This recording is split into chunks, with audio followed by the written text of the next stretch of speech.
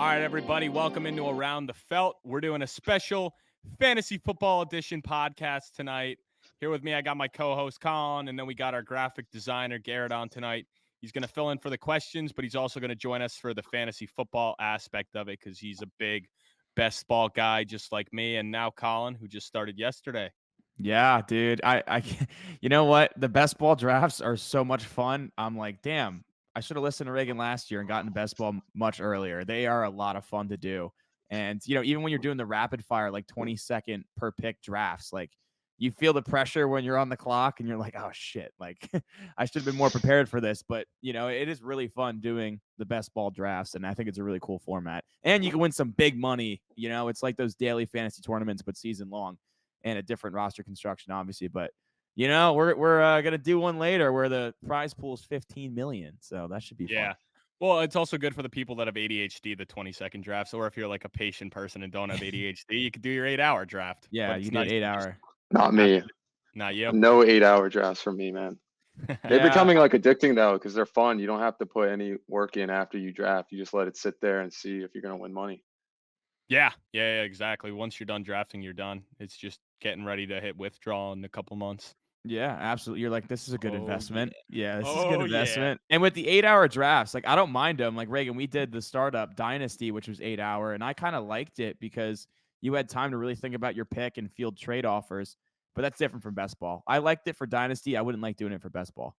Yeah, no, definitely not. But we got any news, pal? No news. We recorded 2 nights ago. Nothing really moving in the NFL world right now. Besides, maybe I guess Bo Nix being named the starting quarterback of the Broncos, but we kind of expected that one with Stidham and Zach Wilson in the same room. Did my boy dirty. Yeah, Reagan, you thought Zach Wilson had a chance, but I think he's going to be QB3 to start off the season. Bo Nix seems to be running Sean Payton's offense very well, getting the ball out quickly. So good for Bo Nix. Good for my one dynasty team, the startup. Bo Nix, QB2. So with McCarthy out for the year, I needed him to be the starter. Fair. It'll be interesting. Probably the best option, jokes aside. Definitely not Zach Wilson, I can tell you that much. So yeah, and Jarrett Stidham, come on. You got to go with Bo Nix, the guy who just took 12th overall. Who also started for 5 years in college. So he should be ready to roll. Yeah, for sure. It is terrible to see Zach Wilson, even like late in preseason games against third strings. He can't even put anything together. Like, yeah, come on. His confidence is destroyed, I think. He's done. Yeah. I hate to say it, but he's done, man. All right. Well, let's get into questions, G. Apparently, we got a lot. You guys were clutch today, so looking forward to diving into these. The boys blew up the inbox today, so we'll start off with our boy Mike Greta. Hey, he's got Mikey. A question. He's an 11-man fantasy PPR draft. 11-man. He wants to know what his strategy should be for picking with number 9 spot. Well, yeah, I did ask him about that because I'm like, was that a typo? He's like, no, my commissioner's just and I think an idiot was what he said, but he was basically saying how it was just, they're literally in an 11-man league. So that obviously puts a lot of strategy into it because you're going to have a bye week on top of it now. Wow. Like that's a wrinkle most people probably don't deal with. I mean, I would be thinking you're taking either AJ, Puka, you could go Saquon, maybe Jonathan Taylor there, and then whatever you take at 9, I would go the opposite at, would that be 10, 11, 12, 13, 4, and at the 14th pick, I would do the opposite. Well, I mean, it's a little bit different because you got to take out weird, a pick. Yeah. No, it is weird. Yeah, I mean, so it's just a full point PPR, one quarterback? Yeah, I would imagine. Yeah, I usually like if I'm in that spot, which I think is a good spot. I kind of like the later rounds and later picks in redraft because you get 2 studs, what you feel like at that range. So I would go whoever you think's the best player on the board at 9, running back or receiver, and then target the other with your other pick, whoever you think's the best on the board. So you get 1 stud running back, 1 stud wide receiver to build out your team is how I would approach it. Unless you're in a position where you're like, okay, this receiver should not have fallen to this point. He's the best player on the board by far, and you double dip, and that's fine too. But it's going to be tougher to find those running backs in the later rounds. All right. Next guy coming in, Jared.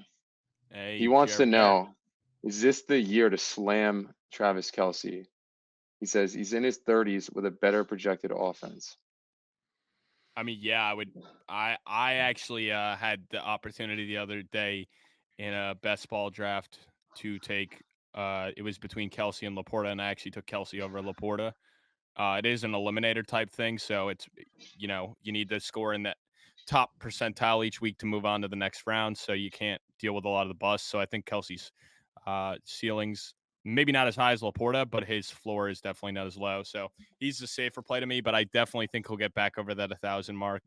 I wouldn't be shocked at all if he finishes as a tight end too. I have him in a couple leagues, and I'm going to continue to target him because I think with all these additions, it'll take a lot of pressure off him and Mahomes this year.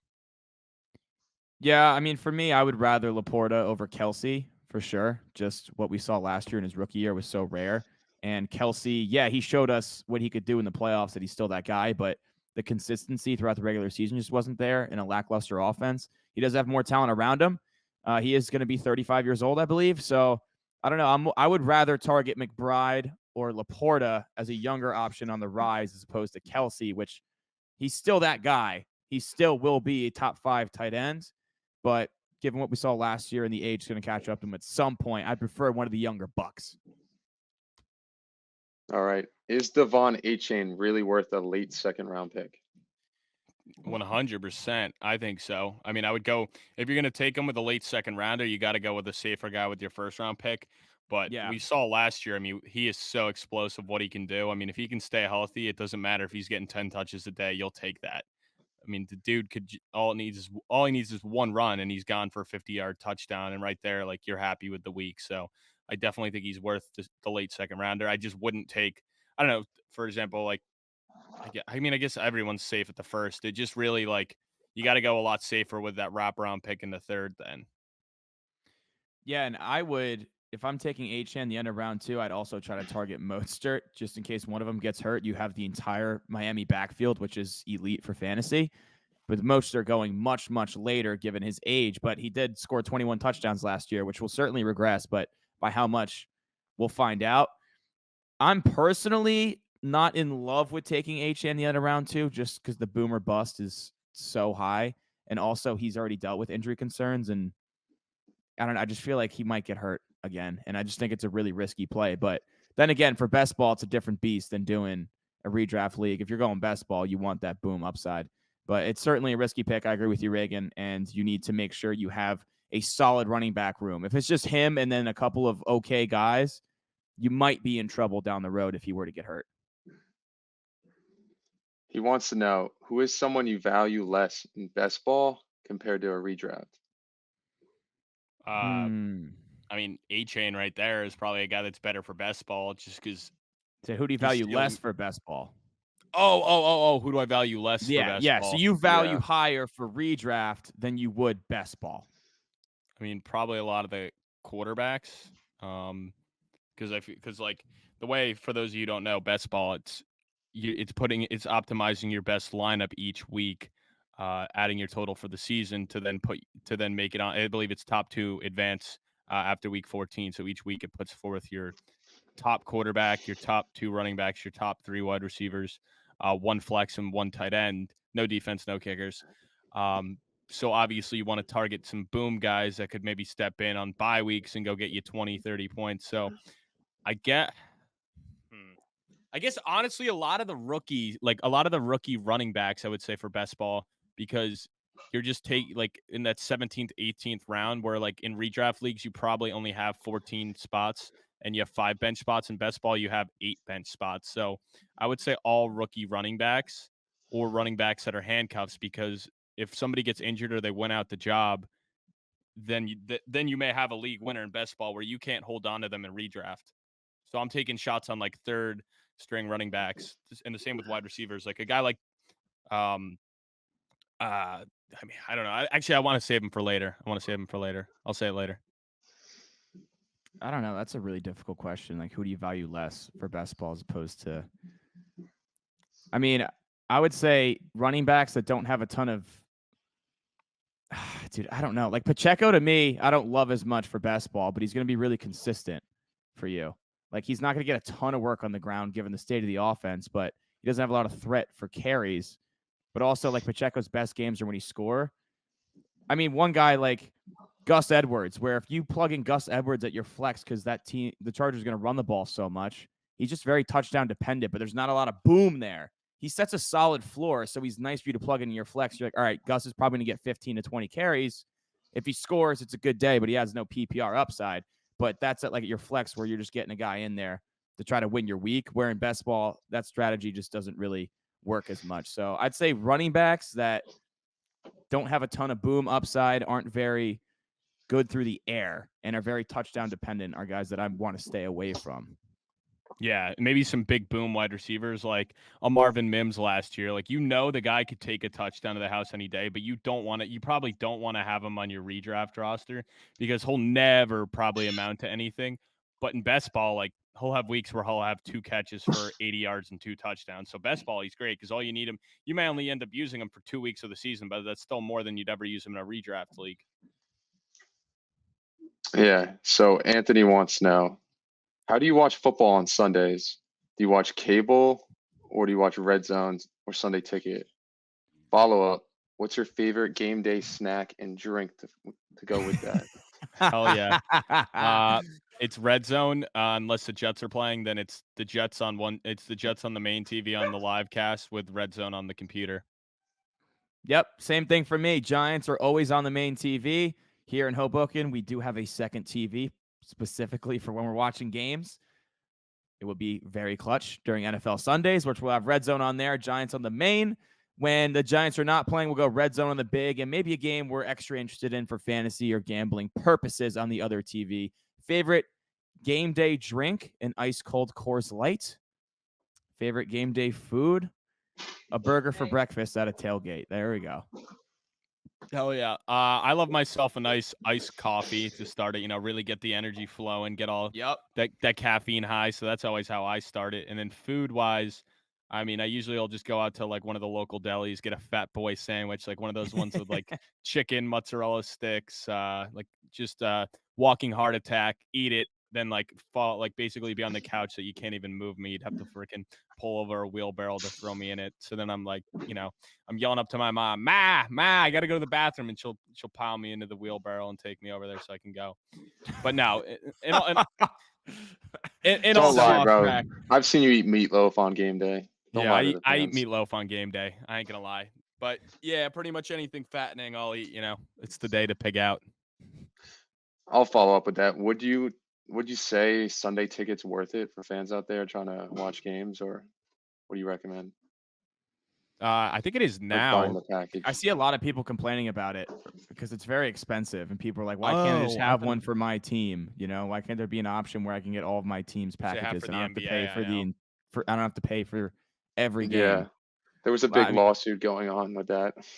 I know when I was in college, I was doing the Perrymount bundle because you got CBS and the Jets always play on CBS, so I was just getting their games there. I think NFL.com does some different bundles too. Yeah, if you're a diehard fan like we are, then I recommend it, of course. But if you're really not and you just watch your local team, you get that on cable, and then you can just get Red Zone too. So maybe you just go Red Zone, or just take the wheel for the first month, and we got you covered from October, November, and December. After you cash big, you could buy whatever the hell you want.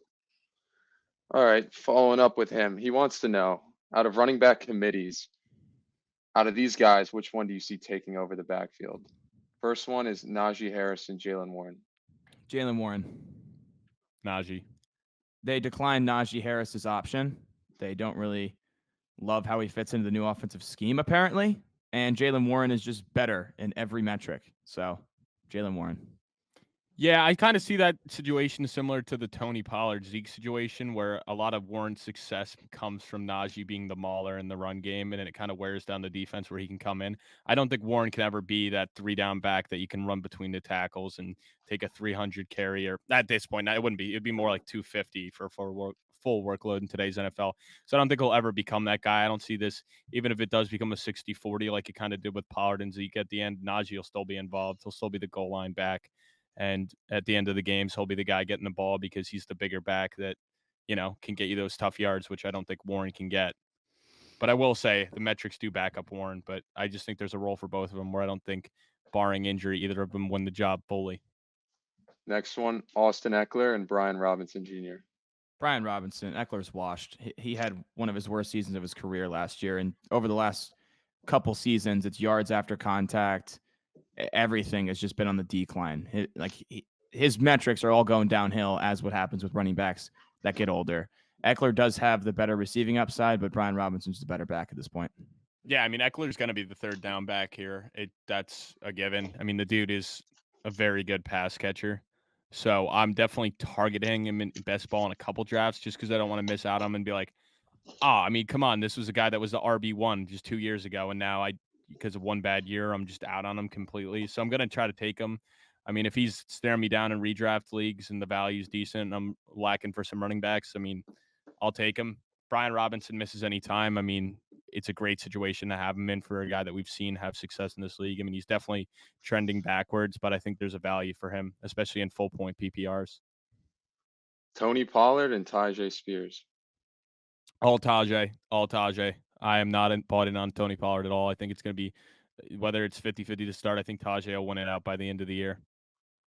I like Tajay a lot too. I think Pollard is a bounce back from what we saw last year in Dallas, but I think Tajay is going to have a significant role. That one's the most difficult one for me so far. Yeah, I mean, I didn't. We're going to get into it later, more of our fantasy guys. I didn't use Pollard as my do not touch guy, but he is up there for me as one of the guys I'm not touching in any leagues. I have no faith in Pollard. I would take Tajay, but I'm not touching him in anything. If I'm wrong, I'll be wrong, but I'm not getting burnt by Pollard this year. All right, he has a betting question. Your top 3 teams to win the Super Bowl. Ooh, I like that a lot. Like the top 3 favorites or top 3 bets that we would make with the odds. It was a betting question, so I think I would go like your best value, honestly. Yeah, because that's what I'm gonna do. Because I'm not gonna sit here and tell you to take the Chiefs. I'm not a square. Yeah, I'm not gonna tell you to take the Chiefs either. But I will tell you to take exact result Lions to beat the Chiefs. Ooh. That's probably plus 8,000. The 3 I like, Jets at plus 2,000, Packers at plus 1,900, and Eagles at plus 1,500. So those are my 3. Detroit. What's Detroit? Plus 1,200. Cincinnati. Plus 1,300. Okay. My third one. Buffalo. I don't want to say San Fran. It's a square pick. Yeah, San Fran and the Chiefs are square picks. Everything else is acceptable here. I'm not going to say Philly or Dallas because screw them. Yeah, I mean, I like Green Bay too, but I won't say Green Bay. For the sake of it, let's go with Buffalo. Plus 1,500. So, all right. So there's some good values. I mean, obviously, I'll throw a shot in the dark too. Chargers at plus 4,500. I think it's worth it. Wow. Yeah, I'm high on those fellas. All right, coming in next, Evan Anderson. He wants to know, who would you rather have for fantasy, Diggs or Waddle? Diggs. For me, I would much rather have Diggs. I think people are writing him off after the lackluster second half last year and forgetting how good he is. And I mean, Nico and Tank both had great seasons last year, but Diggs is a better wide receiver than both of them. So I think it's crazy for people to just assume that he can't just step in and become the number 1 for Stroud. Where Waddle, we know for a fact he will always be the number 2. And even when Tyreek missed time last year, he really didn't step up and have these boom games that you thought he would have. So to me, it's still Diggs. And I think Diggs is going to return on value this year. I think him going, I saw today when we were doing some research, he was at about the 36. So end of the 3rd, beginning of the 4th. And I think he'll end up returning on value. I still think he has top 12 wide receiver upside. Yeah, I hate to agree with you, but I think I have to. It's tough for me because I wanted to go with Waddle in one of my picks for the pod today, but him being wide receiver 34 last year really scared me off. Granted, he was wide receiver 8 the year before, but yeah, like you mentioned, Reagan, when Tyreek Hill was out, he didn't step up and take that role. And also, they said last year, basically Tua said we were trying to feed Tyreek the ball to get him 2,000 yards, and what's going to stop him from doing it again this year? Because Tyreek was so dominant, where he's just such a big target eater, and he's the focus of the offense. Yeah, Diggs is in a new spot right now. Nico Collins and Tank Dell were both great last year, but Diggs is still a dog, even though he got phased out of the lineup a little bit at the end of last year. It wasn't in the game plan when Joe Brady took over in Buffalo, but I don't know. I think I want to go Diggs. I think Diggs is a safer option. And Waddle, yeah, I mean, I don't know, man. The fact he didn't step up last year really bothered me and kind of scared me away from taking him. Yeah, Garrett's got to fix his audio because we can hear my parents upstairs through your headset, Garrett. So you're gonna have to go somewhere else quick. I'll do the rest of the questions while you fix that. Yeah, no, I mean, it does, it definitely like last year left a weird taste, So I don't, I'm not out on Waddle. I just think a lot of people are like crapping on Diggs right now. I mean, Waddle really hasn't been talked a lot about in the fantasy perspective that I've noticed. I don't know. Have you seen a lot on him? No, not really. I mean, it's just the focus is Tyreek Hill. And then obviously the backfield is super explosive as well, and they're going to get their carries. All right. So next, he wants to know, where do we rank Caleb Williams as a fantasy quarterback? I think he's right in that 12 to 15 range. I think that makes sense for him because he has the 3 wide receivers that are all legit. They have the easiest schedule of opposing defenses that they're playing this year. If you listen to the NFC North pod we just recorded, and he has a good offensive line in front of him, and he has the ability to create outside the pocket, and he does have rushing upside. All those things scream that he should be at least top 15 quarterback. We just haven't seen it yet, but the big playability is there. If he uses his legs, watch out. He could get in that top 8, top 5 range. Yeah, I mean, I'm definitely targeting. I'm going best ball because obviously you can have multiple quarterbacks, and there's going to be weeks where he's going to be in the top 12. I mean, the weapons are he's way too talented, and the weapons are way too good for him not to have multiple top 12 weeks. I wouldn't even be shocked with a couple top 5 weeks. So, what else? I would definitely say redraft. I mean, if you don't have one of those top tier quarterbacks, he's definitely worth a sprinkle on. Yeah, for What sure. else? If you wait Yeah. on quarterback and you're picking like 10, 11, 12 in the quarterbacks like off the board, double dipping and getting Caleb Williams with one of those guys, like a Joe Burrow or a Justin Herbert, I think is smart. All right. Yeah. Garrett, so Sorry about that. Oh, your audio is crazy now. It's good. It's a little. Nah, actually, wait. Talk. How we doing, Felters? All right. Yeah, that's better now. better? We're on. Yeah, we're on Caleb now. So we just finished I all see it. admin questions. Okay. All right, Caleb wants to know, what's the earliest round you would draft a quarterback, and who would it be? Is streaming quarterbacks the way to go? The earliest I would draft a quarterback would probably be the 4th. It would be Jalen Hurts. But even then, I wouldn't love it. I do think streaming is now the way to go. I think there's so many quarterbacks in that 10 to 20 range that you can make a case for that they'll end up being top 12 guys, where I'd rather end up spending that high value, like 3rd or 4th round pick on a wide receiver or running back, or even one of the top tight ends. So I'm kind of out on quarterbacks this year. I made that mistake in a couple leagues, taking Mahomes last year early. Obviously bit me in the ass. So this year I'm really just going to go the streaming route and draft like 2 guys, because I even saw like Justin Herbert. He's projected to go 18th out of all the quarterbacks, and I know obviously the weapons aren't as good. And with John Harbaugh, we expect him to be more of a running team, but still, he's a guy that's finished in the top 3 before. So why would I not want to take a shot at him at 18 and maybe pair him with like a Matt Stafford or an Aaron Rodgers and see what can happen? Yeah, personally for me, I think keep going, the earliest I would go would be round 4. I personally don't like going before round 5 unless it's just a great spot for quarterback and I can double dip and get a good stack. Like a Lamar Jackson, Mark Andrews stack, I think is kind of juicy if you can get it in the middle. I like that, or a Josh Allen stack. I mean, not anymore. If I can go Josh Allen and Kincaid, I guess I like that, but still, it's a little early for me. I think there's a lot of good quarterbacks going to put up top 5 weeks. So I'd rather wait for that 6 to 10 range of quarterbacks and try to load up at receiver as opposed to being one of the first guys to get a quarterback. Yeah, no, I can. I mean, obviously, we sound like we're pretty similar in that sense. All right. So next up, he wants to know, how much does Aaron Rodgers' injury liability hurt his fantasy value? His fantasy value is I not don't very think at all. high. Yeah, I think he's at like 14th or 15th right now. So he's being drafted to be a backup quarterback. So he's kind of one of those guys I would be taking as my second quarterback, hoping that he can return to that top 12 value. So I mean, right now he has bench bye week filler / streaming option value. So I think obviously if he wasn't injured last year, yeah, maybe he'd be ranked in the top 8 this year as like one of the starters. Because I think last year he was going slightly higher coming into the year. Yeah, I'm not super worried about Rodgers' injury because last year was that Achilles, which is a freak thing. It's not like he was dealing with hamstring and shoulder problems. If it was shoulder back like Stafford was dealing with 2 years ago, then it'd be a way bigger issue for me. That's a one-off type of injury. All right, our final question of the day from Austin. Who are the best players to draft in the later rounds of a best ball type draft?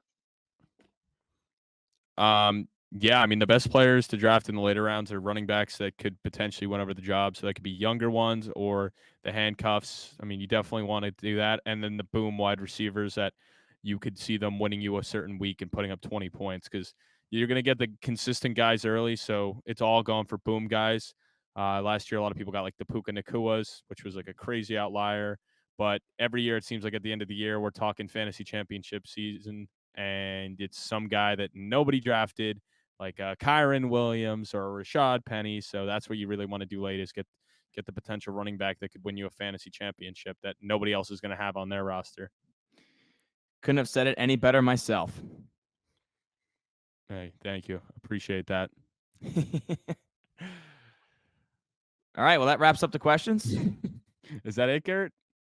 That's it. That was the last one. All right. Let's move on. So the format for tonight's pod, we're going to go quarterback, running back, wide receiver, tight end. Each of us has a guy with the my guy. So who we love doesn't have to be a sleeper. Could be top of the draft. Just someone that you love and you want in all your teams. A do not draft speaks for itself. Stay away at their ADP. A value pick for their ADP where they can clearly outperform that. A sleeper, someone that is farther down the board, but could potentially boom and win you your fantasy league. And then a best ball sleeper, because we love best ball over here. Similar style, best ball, that boom or bust ability, someone later down the board that can win you some money in best ball. Let's start with quarterbacks. Garrett, we'll start with you. Who is your guy for this season? Let's go. All right, my guy, wearing his jersey right now, Mr. Trevor Lawrence himself. Wow. Yeah, kind of a steep one down there. He's QB 15 right now in drafts. Last year with a banged up, some injuries, he had a sprained MCL, ankle sprain, concussion. He was messed up. But even with all that, he finished as he was QB 13 last year. Something I love to see is he has the easiest strength of schedule for all the quarterbacks, which that could always change, but that's how they projected this year. I love the improved weapon room he has. I mean, he's had his guy there in Evan Ingram and Christian Kirk. Christian Kirk went down last year, and you just saw it. He wasn't the same guy. He loves throwing to his guys. And then you add in Gabe Davis. We've seen him before. I mean, he's a deep threat. Big game, Gabe. Big boomer bust guy, but it's not like they're asking him to be like wide receiver 2, like they asked him to be in Buffalo in most games. You're adding one of my favorite wide receivers from the draft, Brian Thomas Jr., who ran a 4.3 40 and is 210 pounds. One of the fastest wide receivers coming out of the class, who racked up 17 touchdowns last year. So he has got the potential to take that role away from Christian Kirk and to be like the main target guy in this offense. We don't know for sure what he'll look like, but if he can hit anywhere near his ceiling, like early on, this offense is going to be very explosive. I mean, I love Etienne coming out of the back because he's a dual threat. I think it's going to help Lawrence like open up this offense more. And for fantasy, like the spots where you're getting him, you're not taking him as even like a top 10 quarterback taken. Like he's quarterback 15 right now, and he has some rushing upside. Like he could sneak in a couple touchdowns. Trevor Lawrence. Trevor Lawrence did have 4 rushing touchdowns last year, 5 the year prior. So you're not wrong there. Yeah. So I guess I'll hop in here. I'll say mine. I got Kyler Murray. I mean, the dude obviously hasn't played a full season over the past 2 years. Tore his ACL at the end of 2022 and then came back late last year with rehabbing. But prior to that, he was a top 10 fantasy quarterback in all 3 seasons. So clearly when he plays a full 17, he is a startable quarterback for fantasy. Right now, he's going as a QB 10, which I think is a steal because we've seen him finish as high as number 3. He's about mid 7th rounder, which I feel a lot better taking him there. versus kind of taking a guy like maybe, I don't know, Josh Allen, Jalen Hurts in the third. I'd rather wait and get a Kyler Murray who has the same upside because he can run like these guys too. I fully expect him to get back there. And the defense is terrible, so I expect them to be trailing a lot. It means a lot of garbage time, whether that's running or passing. And then the emergence of Trey McBride last year and the draft pick of Marvin Harrison really excites me. So he is my guy this year. I love that pick, Reagan. My Thank guy, you. Anthony Richardson, former Florida Gator. Go Gators. He didn't get to play a lot last year, but in his first 3 starts, he was QB 14, QB 19, and QB 2. Before in that QB 19, he'd had 2 rushing touchdowns and left the game with a concussion.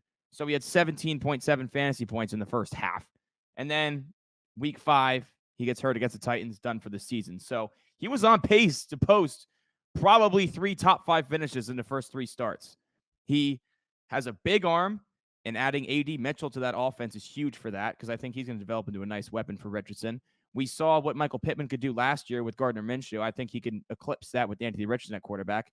If you listen to our AFC South pod, I just raved about Shane Steichen, his ability to design plays and call plays and put his guys in position to succeed. The running game was elite last year, even when JT was out, when Zach Moss was in there.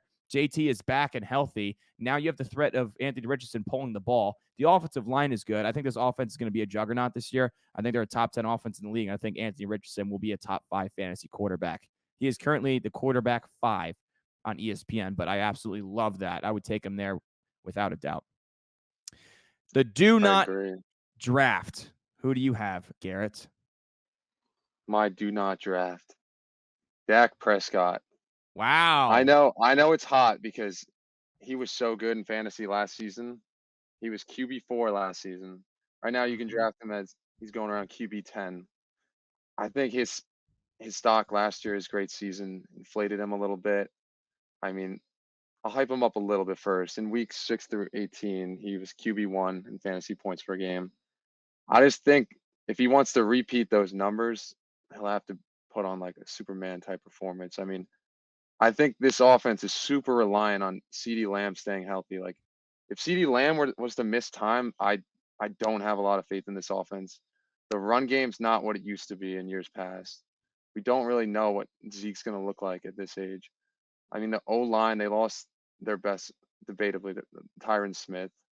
I don't love what they have there on their O-line. And I don't. Oh, you haven't seen Guyton in preseason, bro? Dallas fans are already hyping him Tyler up, saying we Guyton? never miss on offensive line prospects. Yeah, they can say that, but he was such a project to begin with. So until we see him with live bullets flying, we'll have to see. I don't know. I know it's hot because he was such a Really beast hot. in fantasy last year, but Scorching I just hot. Scorching don't hot. love it. I don't I agree just with think that's fine. I got to spice some QB10. things up. You said he was going as QB10? Yeah. Yeah, I mean, that's not, I don't know. It's not like he's getting reached on. Like a guy I'm about to say, Patrick Mahomes, while he's going to be great for fantasy, I am not touching him at his ADP right now. I mean, the fact that he's going as the number 1 fantasy quarterback, he hasn't finished there. Well, actually, he has finished there before. He's done it in 3 out of his 6 full seasons as a QB1. Or, sorry, 2 out of his 6 full seasons, he's finished as a QB1 there. But he does not have the rushing upside that a Josh Allen and a Jalen Hurts have who are going after him. So I don't want to touch him. I mean, he's coming off his worst season. He finished as QB8 last year, which is fine, but not for a guy you're spending a mid-third round pick on. So I hate where he's going. He had 0 rushing touchdowns last year, so that doesn't make me excited. I mean, at least if you ain't going to be throwing all those yards, you'd like him to run it in more.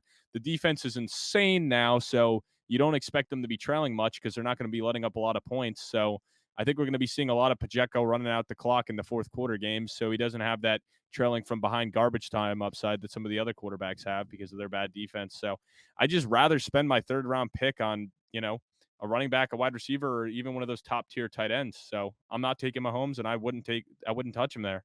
If he slips to the fourth, you can make a case, but mid third, no, thank you. Similar trajectory for me. My do not draft CJ Stroud at QB6. And this is strictly based off his ADP because, again, he doesn't have the rushing upside. Yeah, they added Diggs. I get it. But he only posted 5 top 12 finishes last year in 15 games. A third of his games did he post a QB1 score.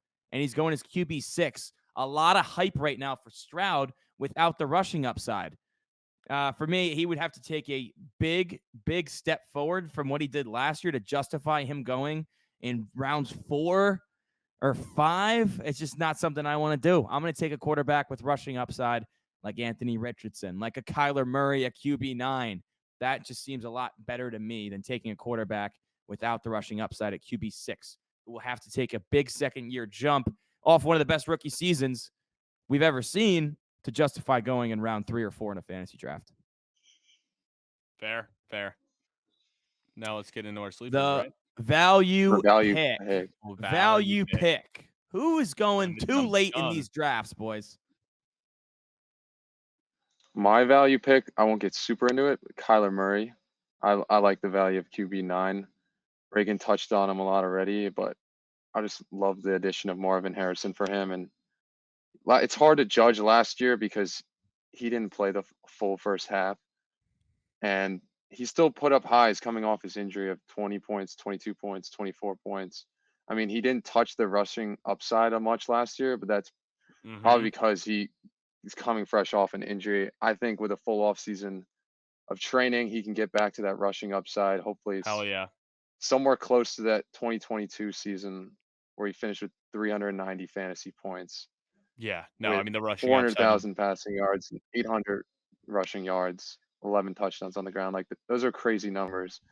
If you can get anywhere near that again, like he's just such a boom player that you can get for good value in fantasy. My only thing with Kyler Murray, and I have him in one of my super flex leagues as well, it seems like every year in his career, he fades at the back half of the season.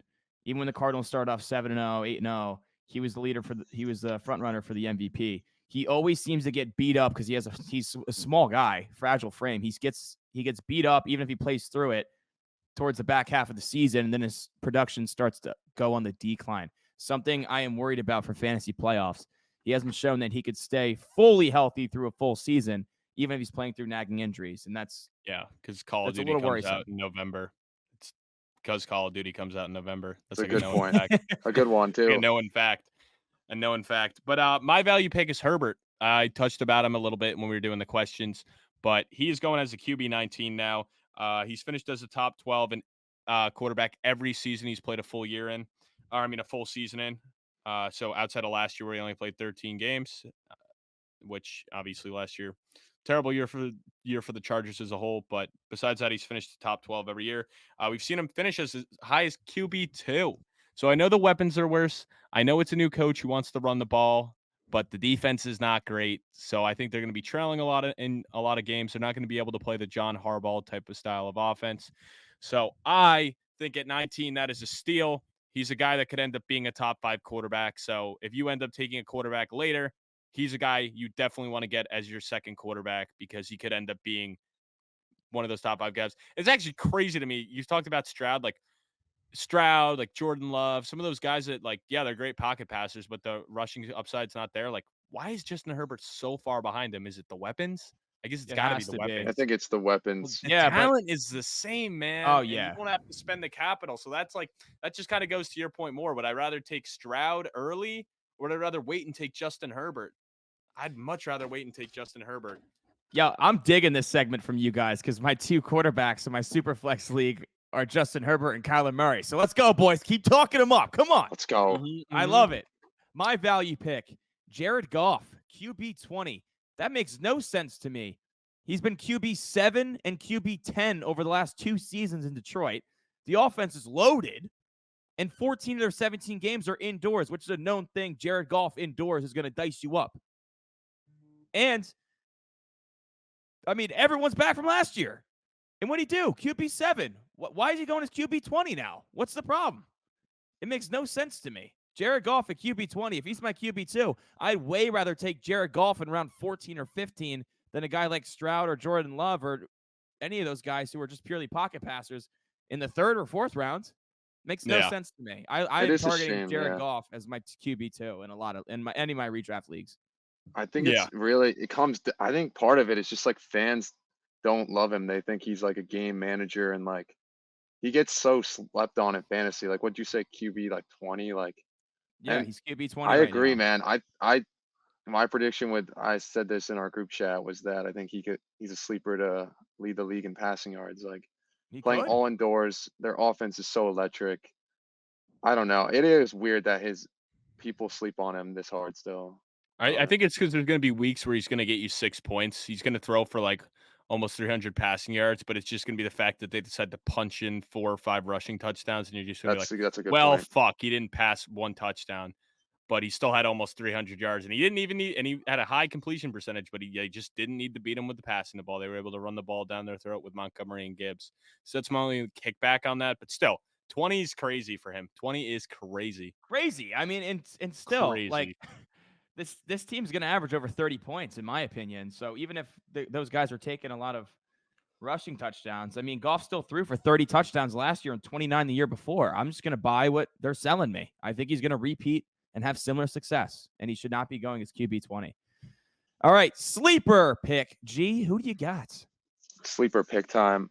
All right. I don't care if he's a rookie. I got Caleb Williams. I think Caleb Williams has Whoa. Who's sleeping on Caleb? He's got all this hype. Caleb- Who's sleeping on Caleb? we're talking fantasy, QB 14. You can get him. People are taking him as their like second quarterback. He's not one of the early quarterbacks to go. I've done some drafts. I think he's got the upside. He's got all the weapons he could need plus more. He's got some sneaky rushing upside. Final year at USC at 11 rushing touchdowns. You could get some sneaky goal line work there. I was looking at his playoff fantasy schedule, like when your playoffs would be. He faces Minnesota, Detroit, and Seattle. I think those could all be juicy matchups for him. Like Detroit would be the tough one out of those 3, but that Minnesota game, if he's your starter, I love him to dot up that defense. Downside with him, I mean, he is a rookie, so the interceptions could be there, but I think he's got all the makings to be a great fantasy quarterback. What do you guys think? No, I don't hate it. I mean, I love it. it's a sleeper, so Spoiler, he's my best ball sleeper. yeah, Let's go. so you can highlight it more in a little bit. But my sleeper, and this is like take some NyQuil, don't wake up till the next day type of sleeper. I'm taking Bryce Young with all the additions they made. Here we this offseason. go. Could Bryce Young be a top 12 fantasy Here quarterback? we go. Yes, Tell us I why. gotta back Tell it us up. why. With all the additions, I mean, they go and get Deontay Johnson from the Steelers, a guy that we've seen have a ton of success in the league, especially for fantasy purposes. They go out and get Xavier Legette, Jonathan Brooks. I know he's going to miss a couple games, but that's a great ad. Then they go and get Robert Hunt and Damian Lewis to protect him. Guess what? On top of that, they get Dave Canales. What does he do for fantasy quarterbacks? If you guys had to guess, just take a guess for me real quick. What did Geno finish with his one season of David Canales? What was he, QB 8? 15. QB 5. What about Baker Mayfield last year? What was he? Let's go. QB 11. You're not going to guess, Garrett? QB 9. QB 10. I'll meet you both in the middle. Oh, shit. The past 2 seasons with Dave Canales as the OC for the Seahawks and then the Bucks, he had a top 12 fantasy quarterback in his offense. So, you know what? With all these weapons, and Bryce Young, he could sling that thing in college. I mean, he had 47 passing touchdowns at Bama in 1 year, and the next year he was in the high 30s. So, I mean, the guy can throw touchdowns. He can sling it around the yard. We just got to give him some protection, which they went out and did, and get him some weapons. They went out and did that. So, hey, let's not write off the first overall pick just yet. I'm buying into it. I think he could finish as a top 12 quarterback and at the very least be valuable for best ball. Hey, Reagan, I love that because right. I mentioned earlier, I mentioned earlier I had Justin Herbert and Kyler Murray. My third quarterback is Bryce Young, dude. So you must love my quarterback room. Goddamn. Let me buy in. Let me give me Reagan, some stock. why are you in that glazing team. this boy? I'm trying to buy some stock in the Come team. on. He literally said, like, all my boys are going to listen to the pod. Can you glaze my team, please, bro? Like, all of you is Yeah. solid. He sent me I'll his be looking for that I Venmo hope they later. listen so they start sending me some trade offers, man. God damn. Yeah. Yo, Collins boys, he's paying me $20 per glaze. My sleeper, Reagan touched on him earlier. It's Justin Herbert at QB 16. That's disrespectful. Yeah, no Keenan Allen, no Mike Williams, but he's only played 6 games with those 2 guys together over the last 2 seasons. He's an elite quarterback. He's going to elevate the young talent around him. It'll be a more efficient offense under Jim Harbaugh. Even though they're going to run the ball more than years past, Justin Herbert will feed off that, and they'll be more efficient. I think they'll score more points. They'll win more games. Justin Herbert, QB 16 is disrespectful for how good he is. All right, best ball sleeper, Garrett. Who do you got? My best ball sleeper, Bo Nix. Oh, Coming in. draft position around 23 for quarterbacks. Spicy. I liked Bo Nix a lot coming out of college. That goes into a lot of it. I mean, he was 75% completion percentage on his throws at Oregon, set records all over the place. He's started for 5 years in college, and I love quarterbacks that come into the league with a lot of experience. We see guys all the time who aren't ready and need to sit, and as we know now, he's going to start right away, and I think he'll be ready for that. I mean, he's had so much experience. He was just a Heisman finalist. He was handpicked by Sean Payton, and rookie quarterbacks that come into an offense with an offensive-minded head coach, I think, tend to have a bit of an advantage. We've seen Caleb and Jaden Daniels going in with defensive-minded head coaches. I think, not that it's an advantage, but I think it'll help with his development. They're also not going to be. I don't want to project them to be that good. I think they'll be trailing in games. And for best ball, if you're a kind of guy that takes 3 quarterbacks or something like 4, like something crazy, like no one's going to really be drafting this guy. And I could see him having a couple like late season when he's getting into his groove, like boom games where like he could be a starter for you. It's a deep sleeper, but I wanted to attach some stake to Bo Nix because I think he's going to be better than a lot of people expect. I got an even deeper sleeper for you. I got Derek Carr. He's going as the 31st quarterback taken. Dude, in the come best on, ball bro. draft. You're not back on the Derek Carr. No, train. I am. He's ready to No. die on this We're train, not bro. We're not doing it again this year, bro. Oh We're no, not we doing are. this. We are. It's I mean, look, terrible. Derek Carr's Carr cheeks. is durability. Car that He is doesn't work. When you look up durability, he is like the most durable That car don't out drive there. no more. I mean, dude has played 15 or more games in every season. You love that for best ball. You want guys that are playing. You don't want guys that are hurt. You know, you drafted him. That's putting up a 0. Derek Carr, he's playing. He's getting you something. And guess what? The last 4 games of the season last year, he finished this a QB 7, 3, 17, and 1. So if you're taking him late, he might be winning you some best ball championships. There are people who probably won championships last year because they had freaking Derek Carr who finished as the QB1. So if you can get him he's going late 16th, early 17th, and in the regular standard best ball leagues, you get 18 picks. So if you take him as your QB3 and he just won you a championship because he ended as a QB1 in the final week, that ain't too shabby. So I'm putting a little bit of stock in the last 5 games we saw of Derek Carr when the Saints went 4-1, and he was slinging that thing, looking like the MVP caliber Derek Carr we saw back with the Raiders. So I'm backing on the train, baby. I'm back in. What happens when the train gets stopped and he gets pulled out for Spencer Rattler? So I thought about that. I think that this will be the last season. I think they're going to put all their chips in the middle. I think he'll pretty much play the whole season. All their chips in the middle. What is going on? Playoffs or bust. Playoffs or bust. Playoffs or bust. Playoffs. Yeah, playoffs or bust. Yeah. Stuck in purgatory right now. Yeah, playoffs or bust. If they miss the playoffs, they're getting out of Carr. Everyone's getting fired, cleaning house. Spencer Rattler starting in 2025. But that ain't happening. So Derek Carr, I mean, at the end of the day, I mean, you're spending a 17th, 18th round pick on him. It's not like you have to put in much capital. Yeah. I'm just saying. Also, one thing I want to point out for best ball as we're going through this, the best ball lineups are 1 quarterback, 2 running backs, 3 wide receivers, a flex, and a tight end. So the wide receiver has a premium, which is kind of why this is the route that I'm going with my best ball sleeper. It is Caleb Williams, but with an asterisk that adds as the QB1. He is the first quarterback you take. So you wait on quarterback. You're not taking one of the top guys. Caleb Williams is your QB1. You fill out with an older guy later on to be your second. So you load up on receivers and running backs early. Caleb Williams, we mentioned it earlier, has the elite wide receiver trio. He has the easiest schedule of opposing defenses. He has the rushing upside. He can get outside the pocket and make big plays happen. I think he can easily finish as a QB1 on the season. And I think his upside is finishing top 5. Mahomes finished number 1 his first year. I mean, CJ Stroud, who missed 2 games last year and does not have the legs that Williams has, is QB11. So I think Caleb Williams can easily finish as a QB1. If you want to wait with the asterisk of best ball sleeper, Caleb Williams as your QB1 as opposed to taking him as your second quarterback. Load up on receivers and running backs. Take Caleb and rock with him for the season. And he does have that boom upside potential. Yeah, I mean, it's just risky to take 2 quarterbacks because between the bye weeks, but if somebody gets an early season injury like Joe Burrow, Kirk Cousins last year, and they were one of your 2 quarterbacks, you're taking a 0 on your other quarterback's bye week.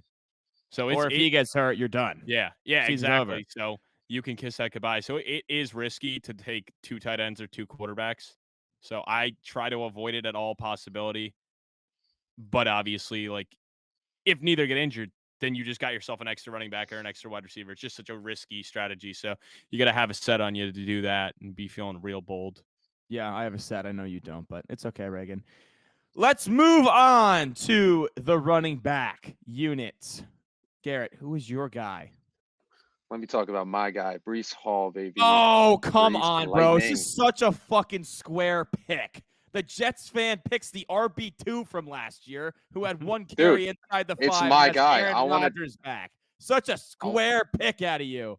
keep coming. I want to stamp my name on him being the #1 fantasy player this year. That's such why a he's my hot guy. take, bro. He was the RB2 last year.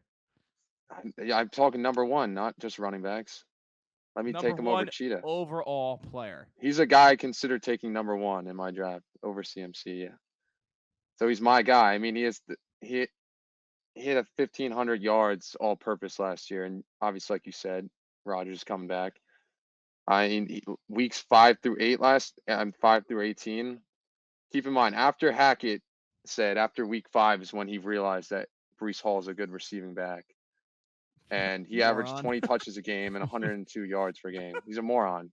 He just So like figured the that one first out. couple games Week of the 5? season, he admitted it, and all the fans were like, "What the hell is wrong with this guy?" Well, we have So I think he's going to be used even more as a pass catcher this year. Huge PPR value, and like I said, I'd honestly consider taking him 1 of 1. I don't care. He's my guy. Colin, stay hating. It's a square pick, but I love Breece Hall too. It is a square pick, but you are saying he's going to be the #1 overall fantasy player, not just saying the #1 League running winner. back. So I'll give you that aspect. If you're putting your money where your mouth is, taking him. If you have the 101 and you're taking him at the 1, good for you. Yeah, it's better. My guy is Zamir White. I am expecting massive things out of him. I am buying into that. Okay, well, terrible pick. Awful. Cool on that. I'm That's buying into awful, the last bro. 4 games, dude. I mean, 397 yards over his last 4 games, averaging 4.7 yards per carry. He had 1 touchdown during that, 13 targets. I mean, the competition there's not much. I mean, unless you're worried about Alexander Madison. How did that work out in Minnesota? He ain't out there anymore. He Amir sucks. Abdullah. How did that work out for you in Minnesota? He ain't there anymore. And then they took a 6th-round pick on Dylan Lalby. Like, yeah, he's a guy I would take in best ball just in case, just because, I highlighted it earlier. But for redraft and the season, I'm not worried about him.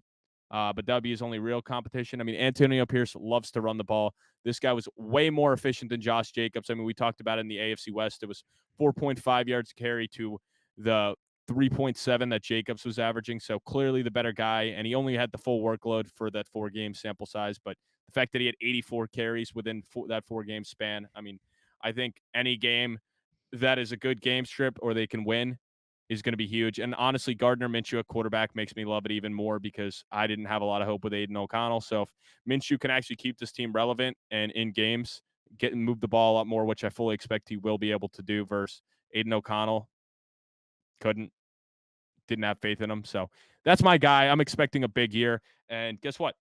He's a mid-6th round guy, so you can get him late. You're not putting big capital on him, and he's going to return with that top 12 fantasy finish this year. So draft him. Thank me later. Dude, I just don't like that at all because Zamir White is so game script dependent. They have to be winning, and that's a bad team. Bro, that's did not you gonna not be winning see the? He does not have PPR upside. And yeah, although he did tie the league lead in carries over the last 4 weeks, I get it. He did look pretty good, but with the no PPR upside and a team that's not going to score a lot of points and a team that's going to be trailing a lot, I don't know. Top 12 seems a little ambitious, and it's funny you because didn't see you the shit photo. on. What? Did you not see the photo trending of him all jacked up? Yeah. Oh, I saw it. And on Twitter, it's like be good. training camp photo of a running back being jacked, like automatically shoots up fucking draft boards. On my board, yeah, bro. I mean, he could definitely bench more than me. So I'm bought in. It's actually so funny you just shit on Josh Jacobs because my guy is Josh Jacobs. I'm predicting a huge bounce back season in this loaded Green Bay offense, an offense that will score a lot of points, an offense that is one of the top 10, potentially top 5 in the entire league. Green Bay has a very good offensive line. I think he just got worn down in Vegas. I think the losing caught up to him. I think coming off of 400 touches the year prior got to him. So hopefully he's fresh coming into this season He got paid good money. He got paid starter money, $12 million a year. So he's going to get a big bulk of the workload. I'm not worried about Marshawn Lloyd yet. And A.J. Dillon, the dude should be honestly not on an NFL roster, but that's neither here nor there. Predicting a huge bounce back season from Josh Jacobs. Let's not forget he led the league in rushing 2 years ago. Is now in a better offense with a better offensive line and with a great play caller in Matt LaFleur. So I'm pumped for Josh Jacobs this year at RB15. Love him as my RB2. Yeah, I mean, that's that's funny, dude. You're just going to shit on my guy and the guy who was way more efficient than Josh Jacobs. Hey, no, I know he was more efficient last year. I know. Okay, I'm betting on this year. Do you want to make a friendly wager? Who finishes as the higher running back, Josh Jacobs or Zamir White? I'm not putting money on it. You don't have to put money on it. Let's just put a pin in this. Let's do a punishment. Come on, let's do a yeah, we'll talk about it. We'll talk about it off pod, but let's put a pin in this. I got Jacobs finishing higher. You got Zamir White. We'll figure something out. Any punishment. I'll do anything. You run around naked in Hoboken. I'll shake on it right now. Here we go. Yeah, dude. Go up and I don't know. Go do anything, Loser can't watch a Yankee game for all of 2025. Oh, that's just why would we do that? That's just terrible, dude. That's just torture. That's too far. The punishments. All right, Garrett. You're confident in Josh Jacobs. I am very confident, but that one's too far. Your do not draft for the running backs, Garrett. My do not draft is Ramondre Stevenson coming in as running back 20 right now. I like Ramondre this year. I do not. He finished as running back 33 last year. He's looking at the 24th hardest strength of schedule. I mean, some stats I found, he weeks 1 through 80 ranked 33rd in missed tackles, 38 in yards after contact. So he wasn't really making guys miss. He wasn't really running people over like he's known for. I don't trust the offense a lot. At least running the ball wise, like they're going to be trailing in games, especially when Drake May comes in and doesn't hit his ceiling or like really get the offense going. There was a lot of picks. They're going to be trailing a lot. Not a lot of rushing ops. I mean, he only had 4 touchdowns last year, which I don't love for a running back. I think he'll lose a lot of his receiving upside with Antonio Gibson coming in. He's not a guy I would be excited to draft or be taking myself. I don't love Ramondre, but I mean, he was RB7 just 2 years ago. The offense is absolutely terrible, but when he finished his RB7, he had 69 receptions, for one, and he had a touchdown through the air. So he did have nearly 70 catches, and if they are playing from behind, I'm assuming there's going to be a lot of opportunities for checkdowns with teams kind of sagging off in coverage a little bit. But I agree with you, though, that offense is not going to score points. If he's not going to be a 3-down back in the league, it's going to be the worst offense in the league most likely. Let's be honest. So I get that. Yeah, no, it probably will be the worst offense, but I'm probably trying to stay away from that. I mean, especially because you don't know what Antonio Gibson's involvement was, and then when Zeke came in, once Ramondre went down, Zeke even looked better. And at this point, a lot of people think Zeke's ADP, Garrett? Running back 20. Yeah. People are still taking him to be like a flex. That's a little rich. I don't want him in my starting lineup, even though he is technically in my starting lineup right now in one league. But it's because we're waiting for guys to get back healthy. But I mean, I don't know. If he slides, I'd pounce on him like a round or two after his ADP, but not a guy. Yeah. I agree with you on that. Well, yeah, and that's with everybody. Like the guy I'm about to say, Jahmyr Gibbs is a guy I'm not drafting at his current ADP as the running back 6. He's going in the middle of the second right now, so it's a little too rich for me. For a guy who's going to be in a timeshare, even though the Lions' offense will be crazy overpowered. But last year he was out carried by Montgomery. Montgomery had 40 more carries than Gibbs. I mean, they both had double-digit touchdowns, which you love. But if I'm drafting a guy at that point, I want a 3-down back, the bell cow, versus like Kyron is going to be the 3-down bell cow guy, where Gibbs, he's going to be in the timeshare. David Montgomery is not going away. As much as people want to say he's going away, he's not. He was way too efficient last year and way too good for them to just not give him a role. I think even if it becomes a 60-40, Montgomery's still going to get all the goal line work. Most of Gibbs' touchdowns were big runs, like 10, 15 yards out, where Montgomery, when they get down to the 2-3 yard line, they're not putting in Gibbs, they're putting in Montgomery. I also do think with Gibbs' hamstring injury, it scares me a little bit because if he re-injures it, then they'll hold him out and put him in bubble wrap almost, because this is a team with Super Bowl aspirations. So they're never going to rush him back from injuries because they know they have David Montgomery who can get the job done. And even Craig Reynolds, I mean, he showed flashes last year. So they know they got enough guys where they don't need to do it. So that's a little too rich for me. And it'll be funny when we get into my value pick next. So was your value pick Travis Etienne after you said you would keep Gibbs earlier and trade Etienne? No. It's going to be Dave Montgomery, but I'll get into that. Okay, yeah. So you value Gibbs over Etienne, but you wouldn't draft Gibbs. Does that mean you would also not draft Etienne? Gibbs I value higher. Obviously, Gibbs is going to be better than Etienne for fantasy, but at the ADPs, I would rather Etienne at his than Gibbs at his. How farther back is Etienne than Gibbs? Just curious. Not that far. I mean, Etienne's going as like a late second. Is he? No. Then hold on. I gotta check this out. Hold on. It I got could be RBs a up. super early Gibbs third. is RB6. Etienne is RB10. Yeah, but what's the ADP? Because I that's don't know the ADP. Okay. I've been in mocks. I haven't seen him go late second, early third. But that's what I'm saying. I'd rather take Etienne in the late third than who's No, the guy. Who's the guy versus the other guy? I don't know. I mean, let me look this up while somebody else go on your line. All right. I'll give my do not draft. It is Alvin Kamara at RB11. We've seen his production really start to slide the last couple years after he was RB1 overall back in 2020. His yards per carry have dropped. He was nearly 5 yards per carry. In 2020, it's dropped to 3.74, 4.02, and 3.86. The touchdown numbers have been in the decline. He's getting up there in age. He's 29 years old now. That's really tough for a running back to be an RB1. He was exactly on the dot in full point PPR, RB11 last year. That was after an RB16 finish the year prior. So for me, I think Kamara is on the decline. Not a guy I want to invest my draft capital in that high at RB11. I mean, he's still solid for PPR purposes, but at that ADP, I'd stay away. He also just lacks the explosive ability that made him so great in the breaking tackle ability, which is just clearly on the decline. So for me in that offense, I know that your boy Derek Carr is leading the charge, Reagan, but not something I love. Although I will say in Kamara's, like something that's going for him to play the opposite side of the coin, Dennis Allen shit on Kendre Miller again in the press conference today, saying, I don't know, haven't seen the guy. I don't know if he could pick up the scheme because he pulled his hammy the first practice. I don't know. It's just Dennis Allen's favorite thing is to shit on Kendre Miller, who they drafted last year in the 3rd round. So he doesn't have a ton of competition there because Jamal Williams was just one of the worst backs in the league last year after leaving Detroit. But just that offense in general and Kamara on the decline in his age, I'm not drafting Kamara at RB11. Yeah, that's fair. And I'm not taking Kamara either. I think he's completely cooked.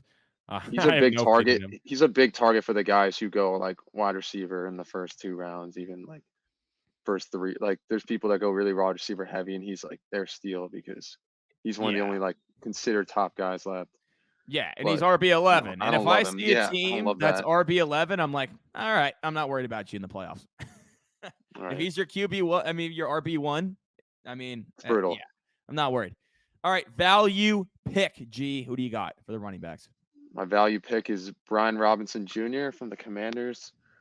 He's coming in as running back 35, which is crazy to me. Finished as running back 21 last year. I mean, I found a stat for him that was he was running back 14 in fantasy points per opportunity.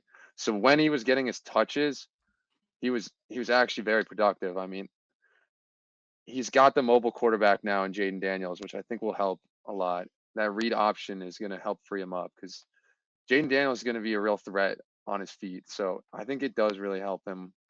I mean, I don't really fear Austin Eckler much. I think he's kind of washed. We already really know what he is, and we just saw him decline last year. Where I don't see him taking much of the work from him. I mean, he offers a big receiving upside.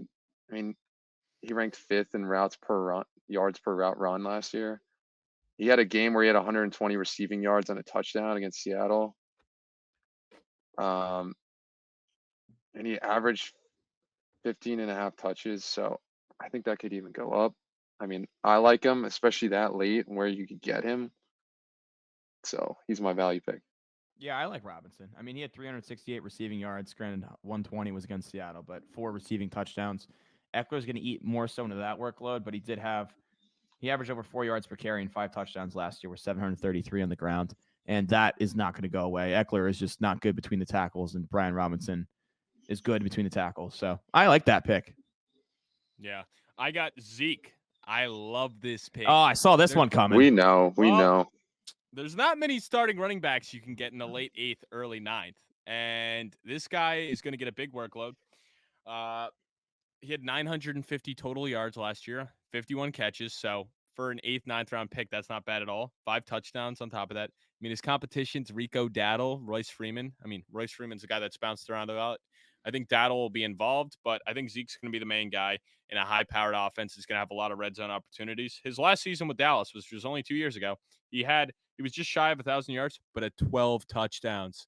A 12-touchdown guy in the 8th, 9th round does not come around a lot. So I love the value there.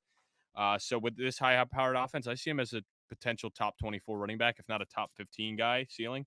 I mean, he's a guy who can get double-digit touchdowns with over 250 touches between the receiving work and the carries. So I really do think it's a value here. I think he showed enough last year that he's not totally cooked, and he's a very durable guy. I mean, Zeke's been one of the most healthy running backs ever. He really hasn't had any major injuries. I mean, 2 years ago, he had that knee injury that hampered him, but he didn't miss time. I mean, he kept playing every week, so the value's great there for me. Yeah, I mean, I don't mind that one. I got Raheem Mostert at RB33. The guy tied for league lead with 21 touchdowns last year. How is that an ill? He's RB33. 21 touchdowns last year. Too injury prone for me, but I'll hear you out. He played 15 games last year. Yeah, last year, but think about his time with the Niners. He played 16 games the year before. Yeah, he had the injury concerns with the Niners, but so does Devon Achane. He also has injury concerns. I'll hear you out. It's the same high-powered offense. They scored a shit ton of points last year. Why would they switch up their formula of Mostert and Achane working together? At RB33, I'll take Mostert with all those touchdowns and getting the work inside the 10-yard line. Why not? I mean, if you're taking him that late and he's your RB3 or 4, that's a lot of upside. No, I'll give you that. And he's not going to score 20 touchdowns. Drafted him last year. I'm not saying he's going to score 20 touchdowns, but I think he's going to score at least 10. He's still going to get a good majority of the workload. He had 209 carries last year. Why can't he do that again? He ran for over 1,000 yards. I don't know. I think Raheem Mostert, RB33, is just really deep, and it's worth a shot. No, it is good value. I'll give you that. Yeah. Thanks, man. Yeah, I mean, for the value, it's definitely. I mean, he could still be the starting running back. He's kind of similar to the Gibbs and Montgomery. Wait, oh fuck, did I say? Oh shit, Montgomery was my value pick. Zeke was my sleeper. All right, well, okay. So you said your sleeper already is Zeke. Explain why Montgomery's your value. I'm sorry, I'm an idiot, everyone, but my value is David Montgomery. Apologize for my idiotic co-host. I apologize. Fuck. Yeah, I got him going. He's the RB21. He's going in the late 5th, early 6th. I mean, he's a guy who had 219 carries last year for over 1,000 yards, plus 16 catches. I mean, you love to see more receiving work, but I mean, Gibbs is just more talented. And that was in 14 games last year. He also had 13 touchdowns, which you love to see. And he finished as the RB6 in points per game at 13.7. So the RB6 on a point per game basis going at 21, and an RB12 in total points going at the running back 21.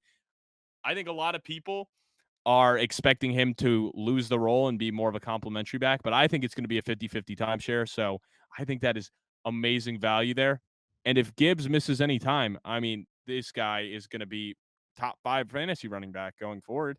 I mean, the same goes for Gibbs if Montgomery misses time as well. It's just one guy is going at mid-second round. The other guy is going early to late or early 6th round. So, the value there is a little different if one guy misses time. If Montgomery is to miss time, Gibbs is just basically hitting the ceiling of what he was drafted to be. I like that pick. Garrett, who's your sleeper? I like it too. Also, he's just a Dan Campbell guy. Like, no matter how good Gibbs will do this year, we're going to see a lot of Montgomery regardless. Like, he's a guy that they'll just force feed on the goal line too. Well, and they're not dumb. I mean, they're a team that's expecting to be in the Super Bowl. So add another 3-4 playoff games right there. They're not going to run either guy into the ground. Both guys are going to be heavily involved. it's going to be a long season. They're expecting to play 19 or 20 games this season. Yeah. All right. My sleeper running back, Gus Edwards. Running back 39 right now. He's in LA now, back with his old OC, Greg Roman, a guy who loves to run the ball, run first guy. And I really honestly, it's hard to love Gus Edwards at his age, but what really sells it for me is I just love their O line. I think it's going to be so powerful. And he had 13 rushing touchdowns last year in a similar offense with Baltimore, fourth most out of players last year. Even if Dobbins is involved, I don't see him taking the goal line reps from him. A guy I want to keep my eye on though is the 6th-round rookie Kamani Vidal. I don't know if you guys have been hearing about him, but he's been cooking in preseason. Yeah. Coming out of Troy, he ran for 1,600 yards last season in college, which is insane. Second most. He's a guy that Dobbins doesn't worry me as much as Vidal would. But even then, I still think Gus will be the goal line guy and can pop for have games where he has 2 touchdowns, and then that's going to be a great fantasy game right there. I love that pick. Gus was huge for me in the flex spots last year. Granted, he's very touchdown dependent because he doesn't have the PPR upside. But if he scores, you're getting a solid 15 from your flex play. It's pretty solid. Good plug-in for bye weeks as well. They're going to run this guy into the Roman, dirt too. Yeah, when they were together, he's on a 1-year deal. Yeah, he's on a 1-year deal. And when Harbaugh and Roman were together in San Francisco, they ran the ball at top 3 rate in the league every year as well. So Gus will certainly get his work. My sleeper, Jonathan Brooks, RB32. A lot of people aren't talking about him because he's coming off the knee injury. He's probably going to miss the first couple weeks of the season. But he was the first running back taken this year, although it wasn't the biggest pressing need for the Carolina Panthers. They clearly thought highly enough of him as a prospect to make the pick really early in the 2nd round. He should be back within the first month or so. So if you're taking him, that RB32, you're fine letting him sit for a couple weeks before bye weeks even kick in. He has the tools to be a 3-down back. He does create big plays. I don't trust Miles Sanders. He fell out of the picture last year to Chuba Hubbard, but before that, Chuba Hubbard kind of fell out of the picture with the prior regime. And we know what Chuba Hubbard is at this point of his career. Neither one of them was taken by this regime. Jonathan Brooks was, when they didn't need to necessarily take a running back. So I think Jonathan Brooks, especially if Bryce Young becomes a top 12 fantasy quarterback, like Reagan's saying, Jonathan Brooks will be a part of that offense. And I think at RB32, a big sleeper could potentially be a league winner. Yeah, I like that. I like that a lot. And I think he's a guy he's gonna fall. He's gonna miss the first couple games. Sounds like he's definitely not gonna be ready week 1. So definitely a guy that you can get good value on just by waiting, throwing him in your IR spot. So love it. Best ball sleeper, G. All right. My best ball sleeper, Jalen Wright, rookie. Coming in running back 47. This is part of the reason why I poo-pooed your Mostert pick. Because I you like his health. I don't trust Mostert to stay healthy. Achane's also a guy with not a big, strong frame who I'm not gonna say he's gonna get injured, but he's not a big, strong guy like Jalen Wright is. They clearly drafted him to have a role in this offense. He's got 4.38 speed, which something Mike McDaniels is probably so excited to get his hands on. He fits perfectly in. Yeah, exactly. He fits perfectly into the zone run scheme. They picked him knowing that he might not get a lot of work this year, but even I'm just gonna be super high on this guy next year. If Mostert's gone, with him and Achane are gonna be a 1-2 punch. So maybe he's not the best value this year, but I really like his potential, and I think in best ball, if he's one of the late guys you get in end of the year, if someone does get hurt, we could see this guy have a big upside game. So we'll see. I like it. If you take Achane in best ball, I wouldn't mind taking a handy Wright as that handcuff late because Wright is going to step into that role and has that big playability as well with the speed. So I like that handcuff in best ball as well. Yeah. All right. So for my best ball sleeper, I went with Jaleel McLaughlin, the Broncos running back. Right now, he's going as the RB49, but the Broncos backfield is wide open. We expect Javonte or Pirine, one of them, to be cut. And obviously they took Audric Estime. That's how you pronounce it, correct? Estimate. But he's, with all that being said, none of it worries me. The guy had averaged 5.4 yards per carry last year, and in 107 touches, he had 570 yards. So in 31 catches, so I expect him to be the third down back. He had 6 touchdowns too, and on top of that, which makes it also nice for best ball, he finished as the RB10 and the RB8 in 2 of the weeks. And guess what? 33% snap usage in those weeks. So if this guy's snap percentages, which never eclipsed anything higher than 40%, can get up to that 50-60 range in a week, the sky's the limit. So I'm super excited. He can clearly be one of your 2 top running backs in any given week. We've seen it before on low snap percentage. So I just think it's worth the dart throw, and it's a huge value in best ball. So watch out for him. I actually love that one, Reagan, especially because he has a different skill set from the other 3 backs in the room. So he's a lock to make the roster, where you can't say the same about P. Ryan or Javonte Williams. Love that pick. I went with Trey Benson. James Conner was really good last year, and James Conner just seems to heat up when the fantasy playoffs come around, but he's also dealt with injuries, it seems, every year, just nagging injuries. He doesn't miss a ton of time, but he does miss a couple games every year. So if you get towards the end of the season with an improved offense with Kyler Murray back and healthy, they've invested in the offensive line with Marv out wide.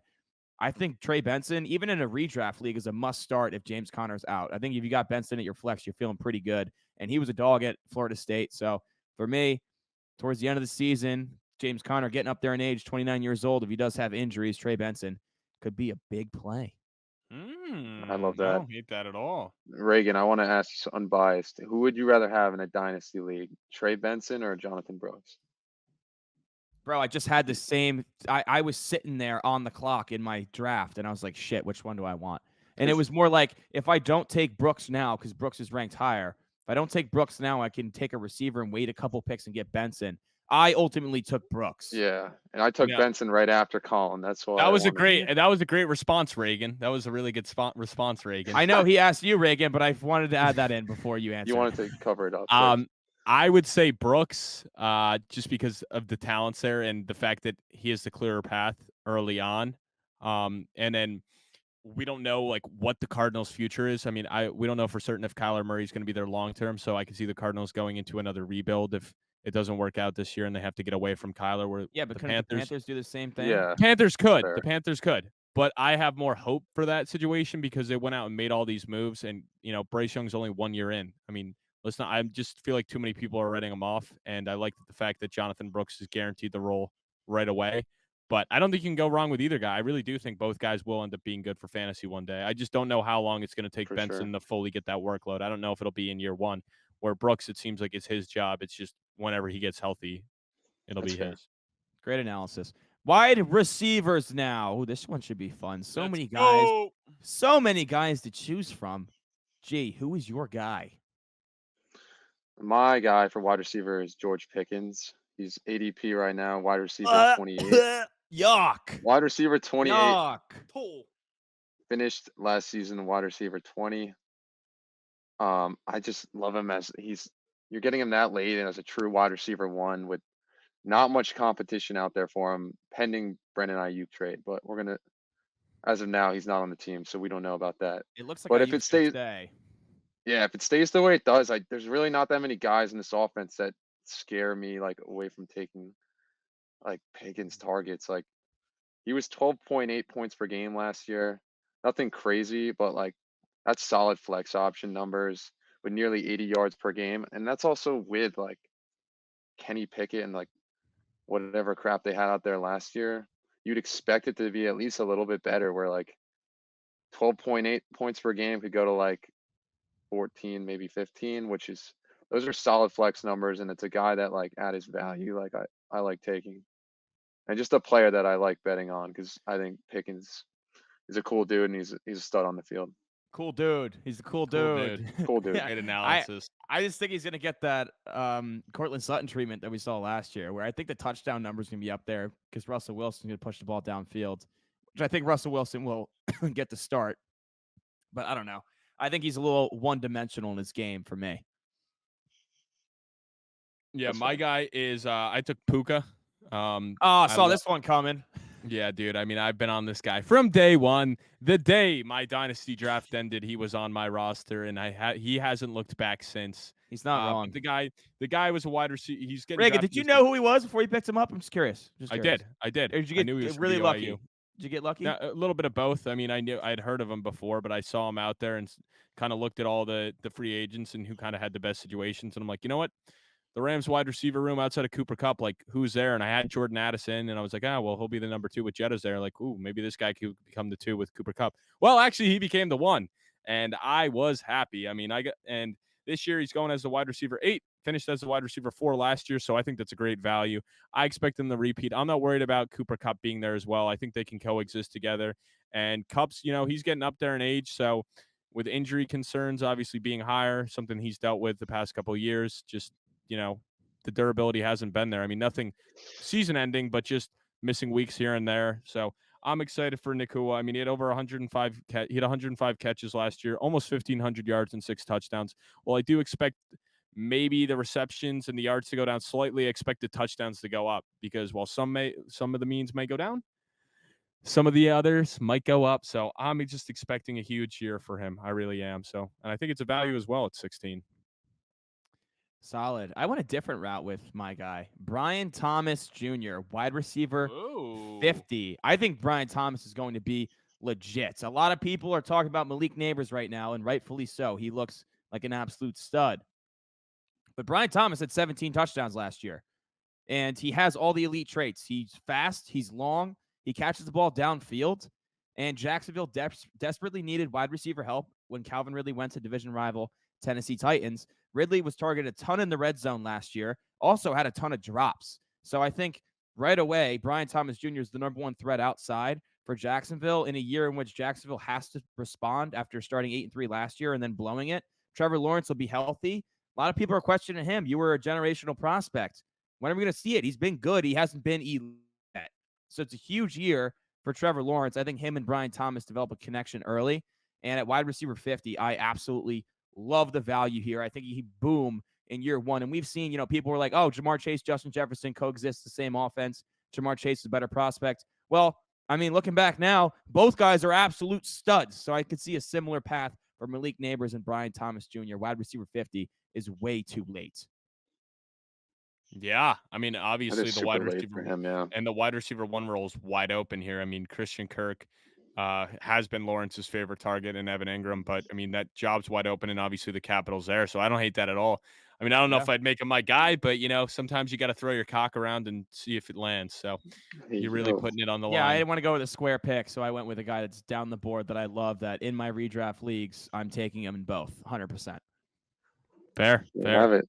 Yeah. Do not draft, boys. What wide receiver do we not want here? I don't want Stephon Diggs. Wide receiver 21. Whoa. I know you guys got into how you still like him earlier. I like him a lot. It's going to make mine I know you do. so much funnier when you're done talking. We're allowed to disagree. Should I just hop in? Because mine's Nico. Mine's Nico I know Collins. yours is Nico. Mine's Nico Collins. And they're both going at the same time. Mine's Tank Dell. That'd be funny. No, I would much rather Diggs. I would much rather Diggs than Nico, bro. Yes, because Diggs is the proven wide receiver. He's the one who has had way more production. Everyone's writing him off after one bad proven wide receiver. Yeah, he's 31 years old though. Nico Collins was nobody for the first 2 years, and he had one big year last year when a lot of nobody because he didn't have CJ Stroud with him. That's true. CJ Stroud is there, but Tank Dell is healthy this year. He'll be there the whole time.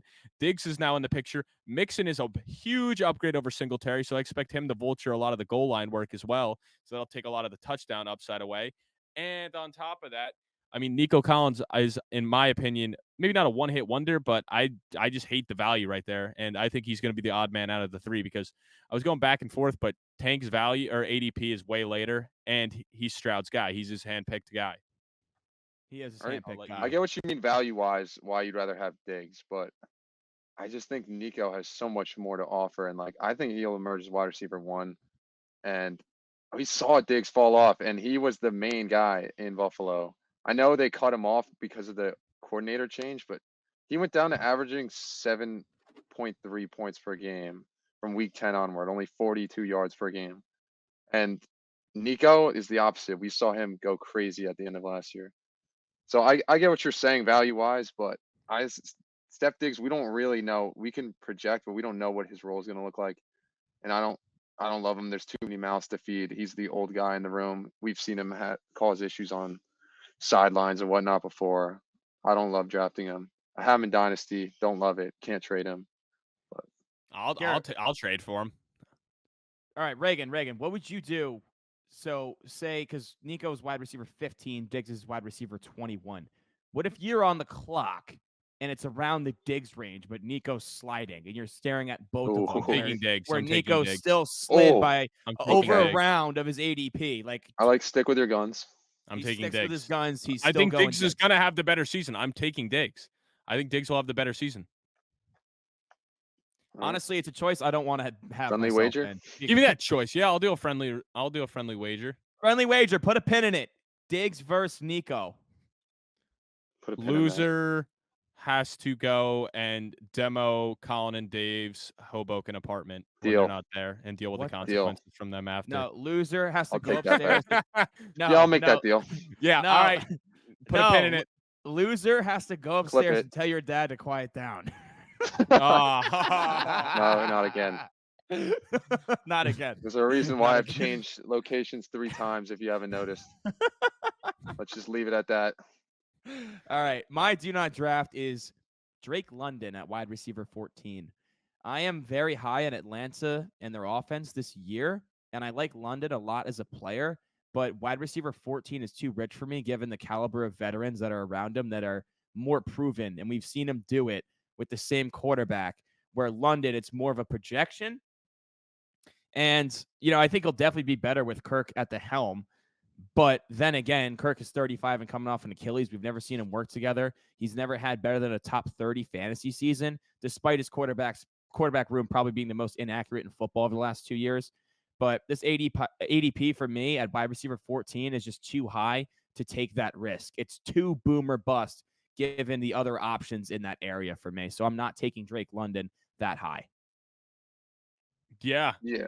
I mean that's fair. That's fair. I don't It's super projection based with him because it's not like we've seen it like him being a top 15 wide receiver. Like it's just they just really think Kirk Cousins is gonna give him such a boost, but we'll have to wait and see.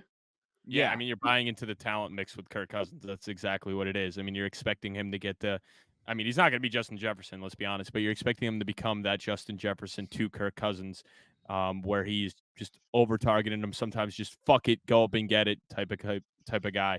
And obviously, Kirk's a major upgrade over what he's had to deal with, but I do agree with you in the sense that it's scary, but I think I'm pulling the trigger if he's there. I'm going to be honest. I think I'm pulling the trigger. You take him in the second round? I think I would. I think I'm buying Really? into it. Okay. I just because I believe in Kirk Cousins, and I mean Drake London has proven he's good. He's just really hasn't been able to have the best quarterback play, and even with Arthur Smith last year, it was pretty evident they wanted to run the ball and be a run first team. I'm with you on that. I like London as a player. I just don't feel comfortable taking him in the second round.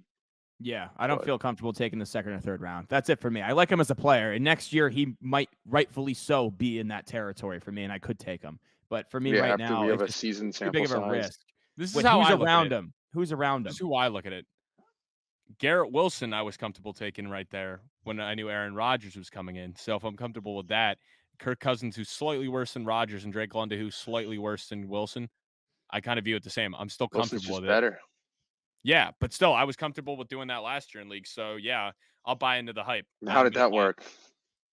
Yeah, it didn't work out well, but that was also a brutal one-off injury, which Kirk Cousins is recovering from Very right well now. could be the same thing. Yeah. I don't know. It's dicey. Value pick, All right. Garrett. Who do you got? My value pick, Cortland Sutton, wide receiver 47. Cortland Sutton, I mean, he is the clear alpha wide receiver in their offense. I mean, I didn't love his season last year, but he had 10 touchdowns and 770 yards, which is fantasy relevant. I mean, not a lot of guys put up double-digit receiving touchdowns. He had 90-plus targets in the past 3 seasons, and he was top 10 in red zone targets the past 4 seasons. So he's always been a guy with his frame that's going to require like a bunch of red zone targets. Like he's a guy who's hard to guard around the goal line, which is which you love for fantasy when you get up to the goal line, your wide receiver has a great chance of getting one in there. I mean, he's going super late in drafts, which is why I love the value for him. I mean, he has the potential to have like, I'm not going to go 1,000 yards, but like 900 yards. And I think he's just good value to have on your bench where if someone's hurt or on bye, you can put him in if it's a good matchup and feel comfortable. And I love his hands. He's one of the best catchers in the NFL, in my opinion. So that's why I like him. Guy's got some good paws. The one thing I'll Got some say about sticky mitts. Sutton, I don't know if he'll get to double-digit touchdowns again, but the way Russell Wilson played is going to be the complete opposite of how Bo Nix is about to play, where Russell Wilson holds the ball at the second highest rate last year behind Justin Fields. Funny, they're both in Pittsburgh. But Bo Nix is all about quick processing, boom, get the ball out, right? So I think Sutton will have more receptions, and the ball won't be pushed downfield as much, which his PPR value will then go up. I don't know if it hit the same touchdown numbers, but at that far down with the wide receivers, like he could be a viable flex play because there's not a lot of proven guys in that room outside of him. He's the clear leader of the room, like you said. He's the alpha dog. So he's clearly going to lead the team in targets, which I like being that far down. And if Bo Nix actually ends up being good, then Sutton will therefore have to be good because how else is he going to get there, you know? Which is another reason why he's one of my guys on my list because I do think Bo Nix will be pretty decent. So, yeah. Another guy with 5 years of starting experience in college, so should be ready. Him and Jaden Daniels should be ready to roll. Let's go. We ready? Yeah. So my value pick, Deontay Johnson. He's going right now as wide receiver 37. Mid Carolina blue Kool-Aid. Reagan's just chugging it. Slurp. He's all aboard that train. Look, he missed a few games with injuries last year, but otherwise, I mean, he's beaten this ranking every single time. Like he's finished better than a wide receiver 37.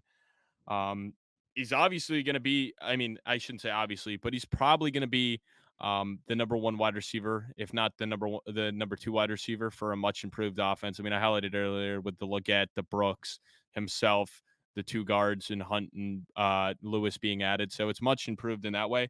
And hey, I love my Dave Canales stats. So here's another one between Godwin, Evans, Metcalf, and Lockett. So the 1 and 2 for the past two offenses he's run all have finished as top 30 wide receivers. So that would be returning on value right there. Look at you finding a stat like that, dude. Proud of you. I'm proud of you. Yes. So and a lot of it is I really do believe in Dave Canales. I think he's going to be huge for this. So Bryce Young, top 12. Deontay Johnson will finish in the top 30, hopefully the top 24, but still returning on value there. And honestly, he's been a huge target guy. So, I mean, his value is a little bit higher for full PPRs and half point PPRs, but I do expect the touchdowns to be up because they've been so low when he was in Pittsburgh. Yeah, I like that pick as well. That's also a good one. Mine, DJ Moore at wide receiver 22. He was a wide receiver 6 last year. And yeah, there's no Keenan Allen or Rome Odunze. I think people are overestimating the impact that Odunze is going to have as a rookie. DJ Moore was the number one wide receiver in this team and got paid like it. And I think he's going to be Caleb Williams' go-to, which Caleb Williams, I guarantee you, will be more accurate than Justin Fields, get the ball out quicker, be more efficient. DJ Moore has elite downfield potential. He's a stud against man coverage, and he is going to be Caleb Williams' number one guy, despite Keenan Allen being the picture. Rome Odunze, take a back seat. You're not that guy yet. That's for next year when Keenan Allen is out. I love Rome Odunze as a prospect, but he's not eating into DJ Moore's target share, in my opinion. DJ Moore will be a dog. Wide receiver 22 is disrespectful. I think he's clearly going to finish as a top 15, most likely top 12. Yeah, like you said when you were highlighting the Bears if you haven't seen it, go check out the video. With their new offensive coordinator coming in, look what he did to JSN. He just put him in the back seat. Like, yeah, JSN did not like him. He's like, he's a good guy. Yeah, first round pick. We don't. 3 wide receiver sets is all you're good for. I've already had 2 drafts where I've taken DJ Moore. You get him in the 5th, like 6th round. It's awesome value. Yeah, and JSN did not like how he was used. A lot of receptions under 5 yards of air targets. So, I mean, depth of target. So, I don't know. Odunze is not a similar type of player in that regard, but clearly JSN didn't like how he was used. A little bit of a teaser potentially for me down the road. Sleeper for you, Garrett. My sleeper is Jalen Polk. You can get him around the 11th round. It's tough to predict right now how their wide receiver room is going to shake out, but I love the chances of Jalen Polk being one of the dominant guys in this wide receiver room.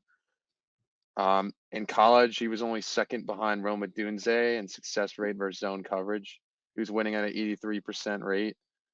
They also brought in Javon Baker, but he's a 4th round pick, and I don't think his floor is quite where Polk's is right now. And Kendrick Bourne coming off ACL tear, Juju Smith, he's washed, injured. Gone. KJ Osborne Also could gone, take yeah. some of that. He's gone. He's gone. He's cut. Yeah, I mean, it's not even breaking news anymore because he's just Well, yeah, not no. what he used to be. He just sucks. I didn't even care. Yeah. KJ Osborne, he could take early. Like we see with rookie wide receivers, they don't always get a lot of work early in the first couple games. Even the Jets didn't give Garrett Wilson a lot of work early on. So KJ Osborne might take some reps with obviously Pop Douglas is a good receiver, but I like Pop. I like Pop too, but I really like Polk as a prospect and think this offense has like there's an opening for like a big wide receiver PPR guy. And he was obviously sick at Washington. Yeah, I love Polk at Washington. He's getting drafted in fantasy after guys like Ricky Pearsall, Jahan Dotson, Brandon Cooks. So I'd like him over those 3 guys. And we've seen second round wide receivers be crazy hits in the NFL before, like Debo, Ayuk, Brown, DK. He's not a burner, but he's strong at the catch point, and he runs strong with the ball in his hands. Hey, and it's best ball. You ain't asking for every week. You're just asking for a few weeks. No, this is This is sleeper. my This regular is not- sleeper. This is not best This is ball, my buddy. redraft sleeper. Get your shit Oh right. my God, I'm just getting ahead of myself. Holy shit. Yeah, dude. I was figure so it out, ready man. for my best ball sleeper. I was so excited. Oh my gosh. Well, what's your real sleeper first? Yeah, my real sleeper is Christian Watson. He's going as a wide receiver 38. Oh, that's a good one. That's a good one. Middle of the 8th round. So he finished as a top 15 wide receiver in 5 times his rookie year and twice last year. So his ceiling is super high. It's just, can he stay healthy? And he hasn't been able to prove it yet. But if he can, you're getting him at a value here, because I think a lot of the reason that he's ranked this way is because they're just assuming he's going to be injured, because he has proven that he's not a durable guy. So it's baked into the ADP. But I assume he'll be the number 1 wide receiver for this offense. I believe in Jordan Love completely, as I'm sure you guys do at this point. The offensive line is sick. I mean, there's a lot of good weapons around him, so it's not like you have to worry about, like, oh, he has no one else around him, he's going to be getting all the top guys. Like, there's a lot of guys on this team that can go out and get open, but he's a burner. I mean, he's a big touchdown guy too. He had 5 in 9 games and 7 in 14. So imagine him in a 17-game season. I think he could easily push for that double-digit mark. So this pick to me is basically not betting on the talent, but betting on the health of him. So if he can play 17 games, I think he has a chance to break that top 24. I like it. Mine, Jackson Smith-Njigba, kind of segue right into it. No more Pete Carroll as a head coach means the team will probably throw the ball more, because Pete Carroll loved that old school style of football. No Shane Waldron, who did not get along with, means hopefully he's running more routes down the field, not a ton of screen passes and little drags, and he gets more involved. Lockett's getting up there in age. I think JSN is going to emerge as the number 2 option behind DK Metcalf this year, and at wide receiver 39 in that offense, I think he could pay dividends. You get him that late. And let's not kid ourselves. He has the draft capital, was selected in the first round. If he didn't miss his entire senior year, essentially, with the hamstring, he would have been picked higher. People thought of him as an elite prospect before then. I love JSN. I think he's a good route runner. He's got good hands. He started turning off at the end of last season. He's going to surpass old man Lockett. New coaching scheme in town. Get the young buck some more routes downfield. JSN at wide receiver 39. Big sleeper pick. I like it. I don't care if Lockett's like a proven veteran. Like, I really don't see why there's any reason he should be taking all these targets away from JSN. Like, why is he the wide receiver 2 right now? Like, yeah, he's proven and he did so much for like their glory days, but dude, JSN's just so much better right now. Like, I don't know. I'm gonna get pissed if I see way more Tyler Lockett and similar stuff that we saw last year. I'm going to get pissed if I see Tyler Lockett continue to catch the ball and just fall to the ground because he's scared to get hit. I don't know if you see Tyler Lockett during a game, bro. I'm telling you guys, If you're watching the Seahawks week 1, watch Tyler Lockett catch the ball. The dude just goes down right away. He has no after the catch ability. He just will catch it and fall, dude. I hate it. Yeah, and plus, the Geno Smith wrinkles also there as well.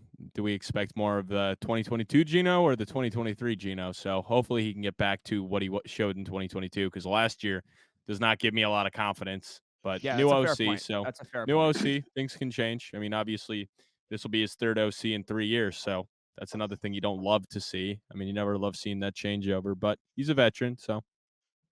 Okay, finally, the best ball sleeper for our receivers. Let's go. I'm excited. Best ball sleeper for me, Dontavian Wicks from the Packers. Money. That's a I money might one. contradict Reagan a little bit here.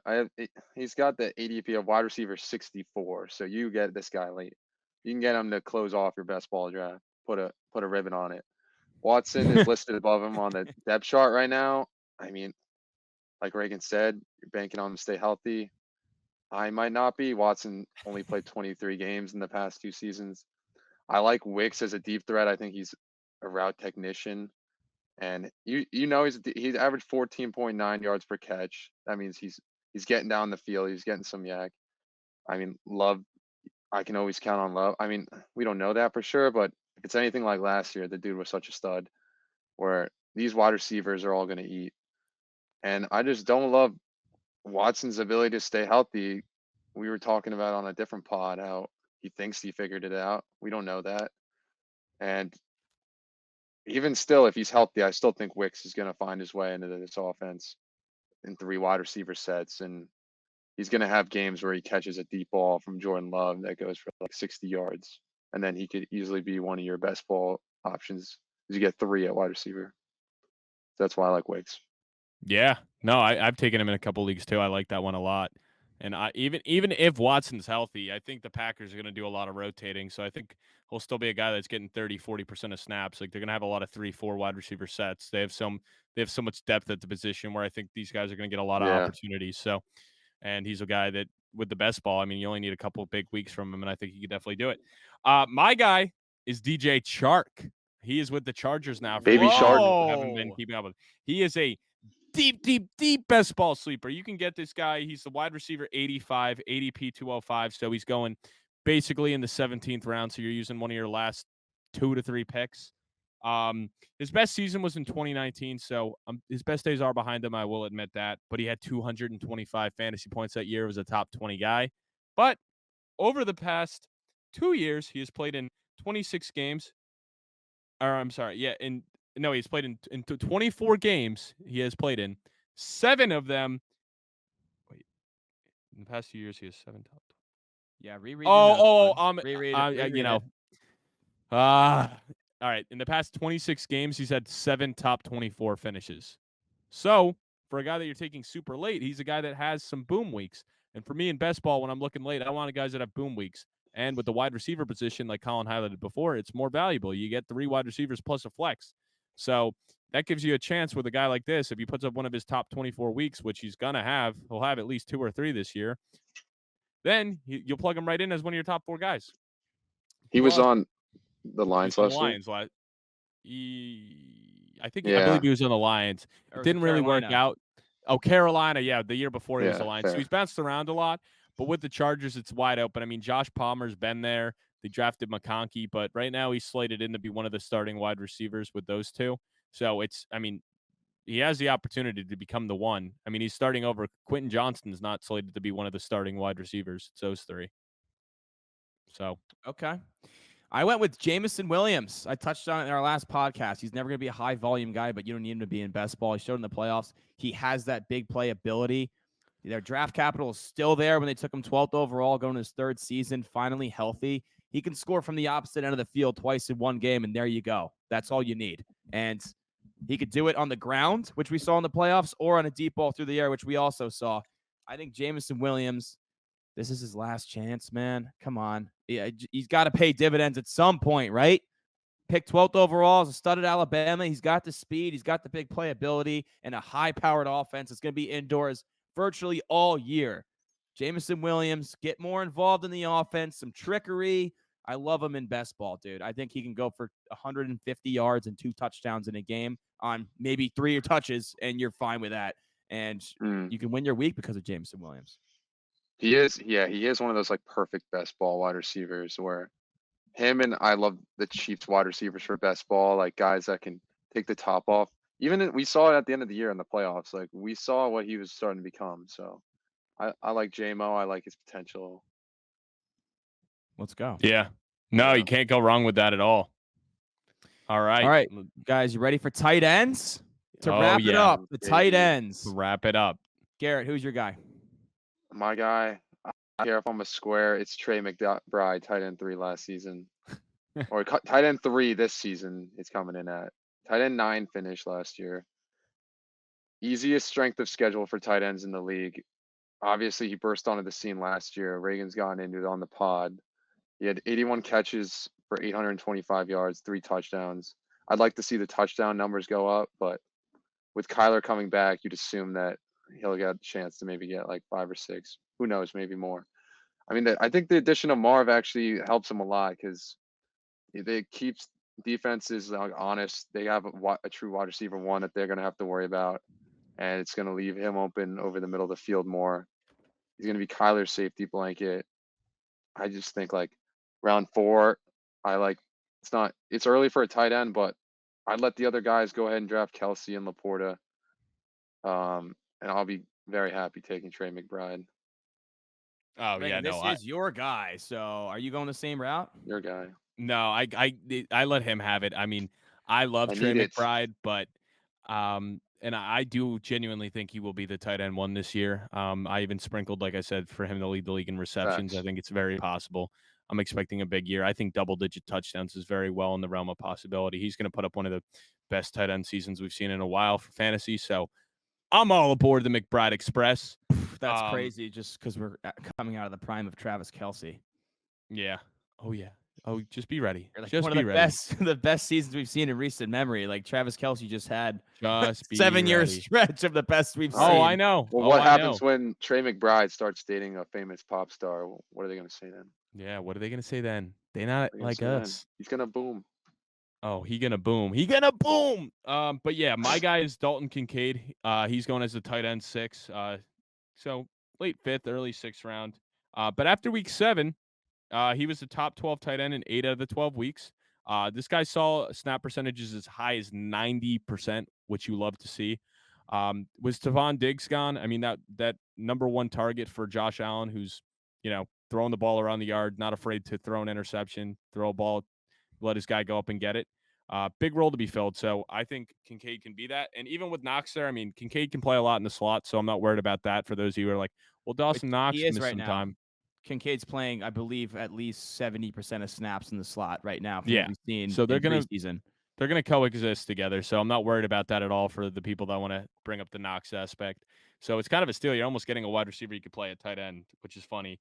But I mean, he ended with 73 catches for 673 yards and 2 touchdowns. So you'd hope to see the touchdowns go up. But yeah, I have a lot of hope for Kincaid this year. I was about to say McBride. Yeah, little tongue twister. I love McBride too. Even Daniel Jeremiah, when McBride came out in the draft last year, says this dude's going to be an absolute stud. Favorite tight end in the draft. Perfect position with no more Diggs. With Josh Allen, he might lead the team in targets. So I love Kincaid this year as well. But my guy, come on, you know who it is. It's Kyle Pitts, baby. Go Gators. This has to be the year. This has to be, right? It just has to be. Kirk, if it's not, I'm throwing bust on him, but I know. Kirk Cousins. He's already got the bust. He's trying to lose it. We've already talked earlier, Kirk Cousins being in the picture. And I know I said, do not draft Drake London at wide receiver 14. But at tight end 9, I like the value of Pitts there, right? Even though same concerns with Cousins and his age coming off the Achilles. But TJ Hawkinson was an absolute beast with Kirk Cousins as his quarterback. Kirk fed him the ball. I'd expect Kyle Pitts to get a similar target share in this offense. The offense will be way more explosive and efficient with the talent that they have right now. Touched on it earlier. The inaccurate quarterbacks in Atlanta that just hindered London and Pitts, that's no longer there. And people forget that he had 1,000 yards as a rookie, the first tight end to do that since Mike Ditka. So he's out of quarterback hell. He's out of Arthur Smith hell. There's no more Jonnu Smith here to eat a lot of those targets. This has to be the year of Kyle Pitts. It just has to be. I will give up if it's not this year. I'll give up. Yeah, dude. I mean, if not this year, when? If not this year, It has to when? be. It has to be. It has to be. Okay. Do not draft, Garrett. My do not draft is Dallas Goedert right now. Tight end 12. So people aren't taking him really high, but I just don't love how many mouths there are to feed right now in this offense. And as we know, the Eagles love to run the ball in the goal line. Like, it hurts all their wide receiver and tight end options because Hurts or Saquon's going to try to punch it in for them. And he finished this tight end 14 last season, and people were kind of about where they are on him now, and he still didn't finish that great. And he only had 3 games last year with double-digit fantasy points. You don't love to see that. He's a guy who's had injuries a lot in the past. And he's not a guy I'm super high on this year in fantasy. That's really about it for me. Yeah, no, I get that because, I mean, he's obviously getting drafted to be one of the starting tight ends, and you really don't know, I mean, where, like, with all the weapons there. I mean, there's guys that are going after him with a little bit of higher upside, so I get that. I'm taking Bowers. He's going as the tight end 11. While I do believe in the talent, I don't believe in drafting rookie tight ends to start them. It's pretty rare. Like the Sam Laporta last year Outlier. is such an outlier. It's not even funny. And plus, a guy that's going to be on an offense that has a lot of question marks. I mean, I hope with Gardner Minshew that he can do it. Obviously, I hope that Zamir White can be the guy, but I still don't want the number 3 option. I mean, maybe number 2 if he can surpass Jacoby Myers. I mean, let's not forget Michael Mayer's still there. I mean, they spent a 2nd-round pick on him out of Notre Dame. He was a Bolindikoff winner as well, so it's not like he's a slouch either. I mean, I do expect him to play a lot in the slouch, or a lot in the slot, not the slouch. Slouch. Jesus Christ. So it's really just me not believing him in for redraft. I mean, best ball, I'm sure he'll have some big weeks where it's like, that's Brock Bowers. That's why you draft him there. But for redraft purposes, I'm just not touching him. I don't want him. I'd rather take a guy either earlier or take a shot on someone that we've seen put up production before. I think he's going to be better year 2, year 3, kind of like how we're looking at Kincaid now, McBride going into year 3, guys that didn't pop off, showed flashes year 1, but took them till year 2, year 3 to really get pushed up the draft boards. You did say that you liked Kincaid, though, because he was in the slot and you wouldn't worry about Knox.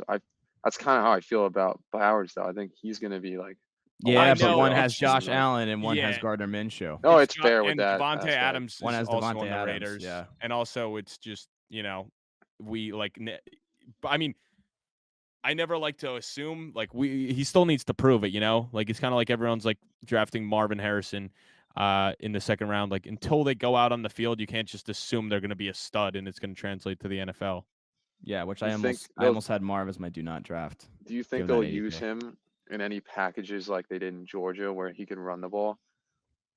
You would hope. I mean, if they're spending that kind of capital on him, you'd hope they use him more than just, your standard tight end. You'd hope they'd be using him as like more of an offensive weapon. Yeah, I agree with that. My do not draft, David Njoku at tight end 8. He's finished higher than tight end 8 once in his career, and it was last year, but that was also with Joe Flacco slinging that thing, which his target share with Flacco was significantly higher than what it was with Deshaun Watson. While a guy like Elijah Moore, his target share was a lot higher with Watson as opposed to it was with Flacco. So that tells me with Jerry Jeudy coming to the picture that Watson's going to target Jeudy more so than Njoku. So at tight end 8, I think there's a lot better options in that area, as in Kyle Pitts, as in the guy I'm going to say is my value pick. But with Watson at the helm in this brutal division, I don't love this offense this year. Njoku, don't love his target share. With Watson running the show, stay away at tight end 8. Yeah, I mean, I was a big Njoku guy last year, but obviously most of his production came with Joe slanging that thing, Flacco. So, maybe we just got to get Njoku over to the Colts. Yeah. And, Anthony Richardson, take a seat, pal. Yeah, Richardson's going to be that dude, so I don't want to hear it. Let's slang that thing. All right, Garrett, value pick. Value pick is Evan Ingram for me. He's tight end 8, so you're not getting crazy good value on him, but he finished his tight end 6 last year. I could easily see him finishing top 5 this year. He's been one of Trevor's favorite targets. He's an athletic freak.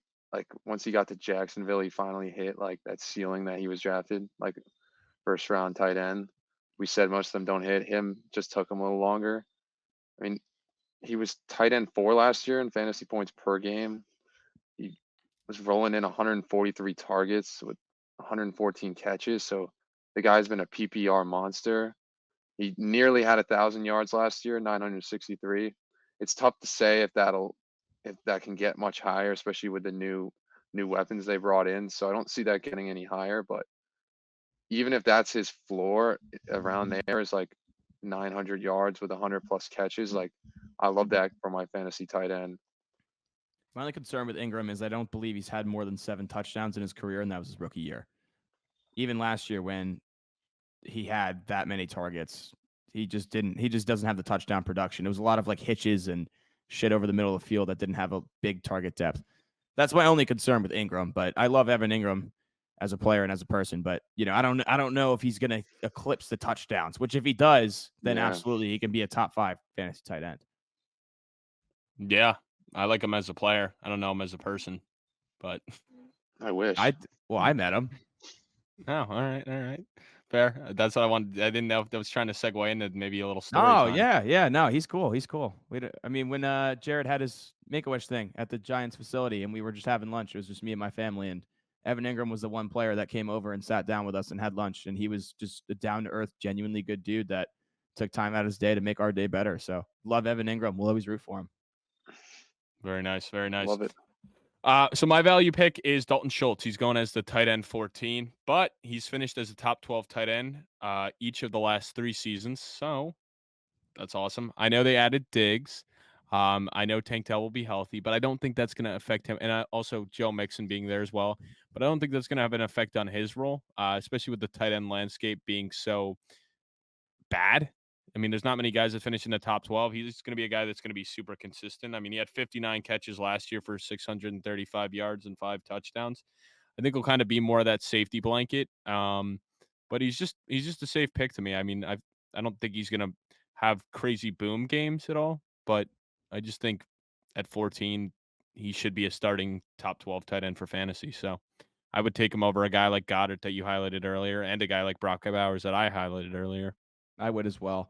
My value pick, really funny because I had this argument with Hafe yesterday, Max, who I know who's going to listen to this, and we made a friendly wager, Njoku or my guy value pick, Jake Ferguson at tight end 10, who has a better season.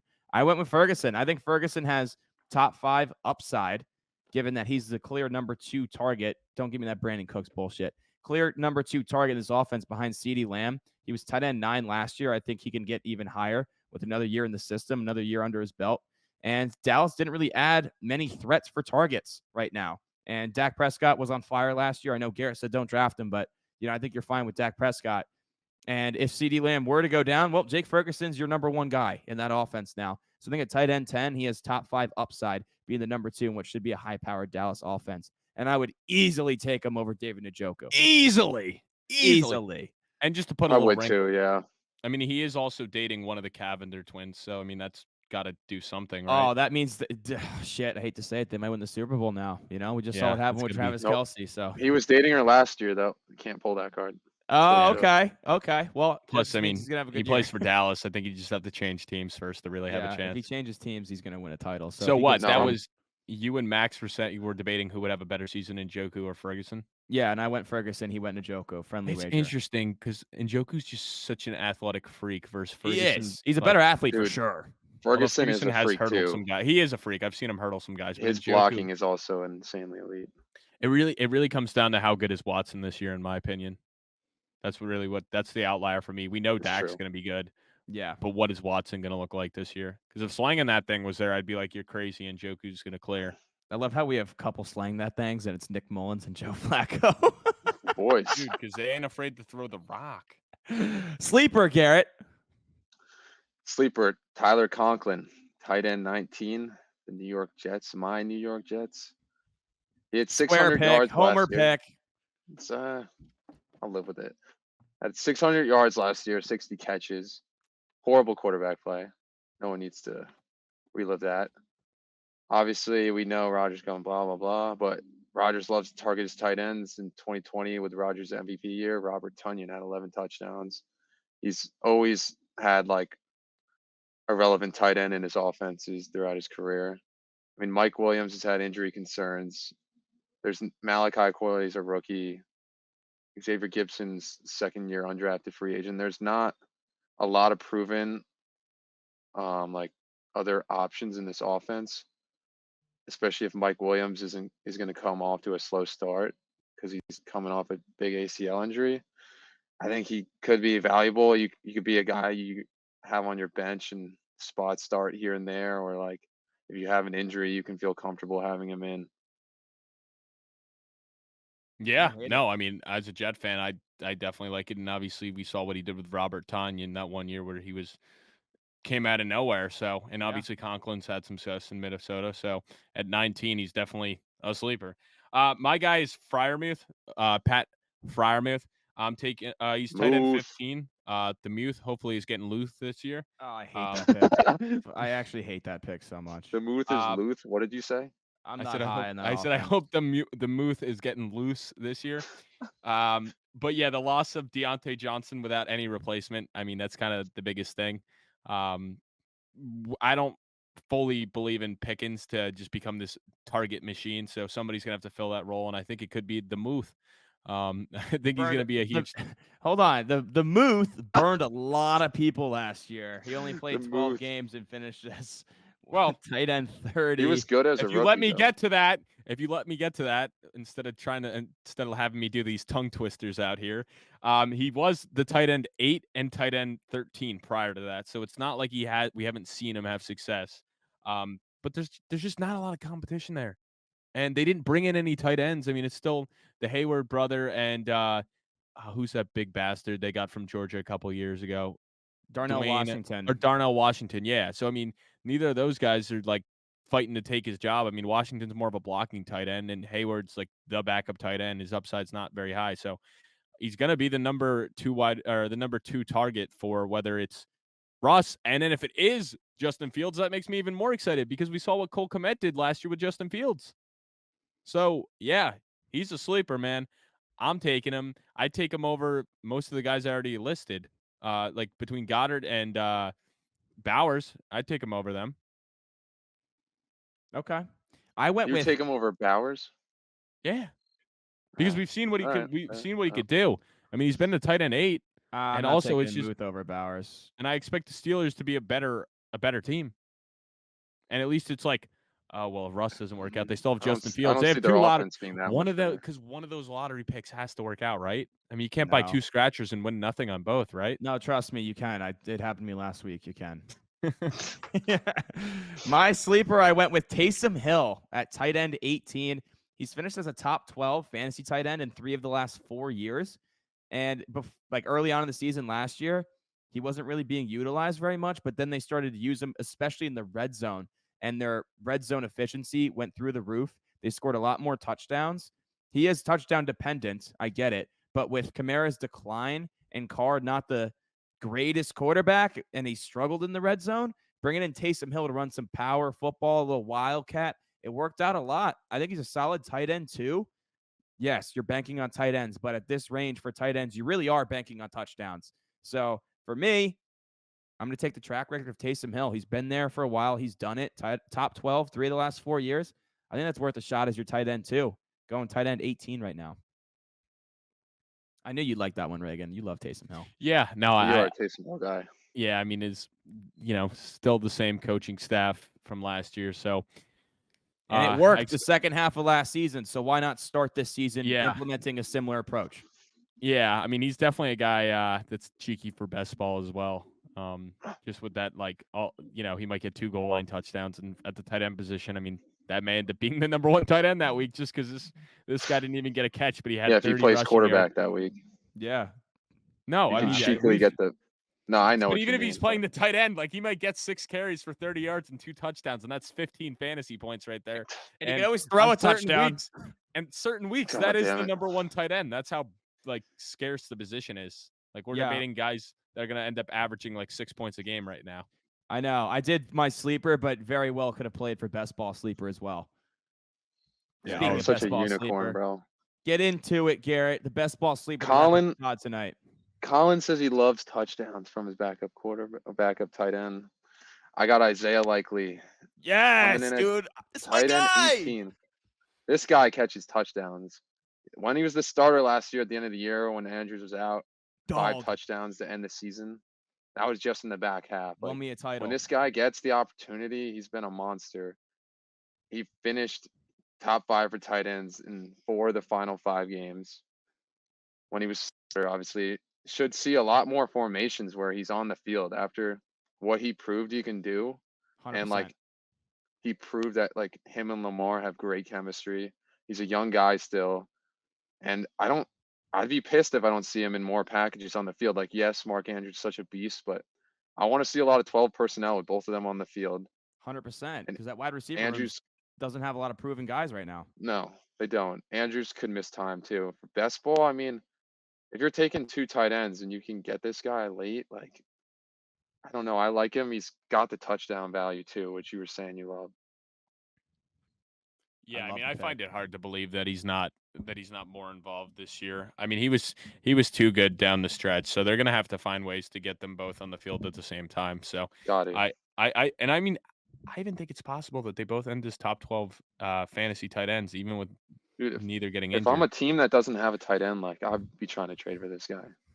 Yeah, and no, I even mean, in redraft leagues, like if I'm taking Mark Andrews, I'm 100% getting that handcuff. And even in Dynasty, like I have the handcuff right now in my one league, and I love it. Like if Andrews goes Yeah. down, Lamar's going to feed his tight ends. He always yeah, does. and I mean, you don't, yeah, I mean, even in Dynasty, you should be targeting him anyway, because I mean, I would say Mark Andrews' better days are getting numbered. I mean, eventually, likely he's going to take over, and if it doesn't happen with the Ravens, somebody will sign him and give him a contract in free agency, and he will shine in his role somewhere. So, but my sleeper, Colin, you're probably gonna like this, Theo Let's hear. Johnson. Yeah, Giants go tight blue, end. baby. Yo. Come on. He's basically going in the last round right now. He's going late 17th, early 18th. Ranked as the tight end 29, but this guy, he is slated to be the backup. So this is more of a, hey, week 16, you're in your championship. Drew Lock's in at quarterback. The Giants are 3 and All right, I dude, don't know. come on. They have Come 3 wins at on. this point, and it's a garbage time game, and Theo Johnson's coming in because it's True hey, lock, baby. we don't have many weapons here, explosive guys, but Theo Johnson, this guy was off the charts at the combine. We drafted him and we're giving him a role, and hey, this guy just put up 2-3 touchdowns in a meaningless game while we're trying to tank for one of the top picks. But I expect him to come on slow and have a bigger role down the stretch as the team realizes, hey, Cody Bellinger, while he's a great blocking tight end, he's not explosive. His pass catching ability is nothing that excites me. Where this guy, Wait, who hold ran, on. As in the first baseman for the I Cubs, meant Cody Bellinger? and Dan, yeah, I didn't even. I even Daniel wrote down Bellinger. Daniel Bellinger and like. I was don't like, say wait, Cody. hold on. Did you say Cody Bellinger? I knew I was gonna say that because I even made like today. I'm like, I know I'm gonna say Cody, even though I meant Daniel. Even though Daniel Bellinger is a great blocker, he's kind of limited as a pass catcher. So He's really not even that good of a blocker. yeah, He's really not. I mean, this He's guy's an just athletic. That's He all was it an is. athletic freak. I mean, he ran a 4.57 as a tight end. So love that. And I think at a certain point they're going to be like, look, we don't have a lot of explosive weapons here, but this guy is explosive and he's going to get on the field.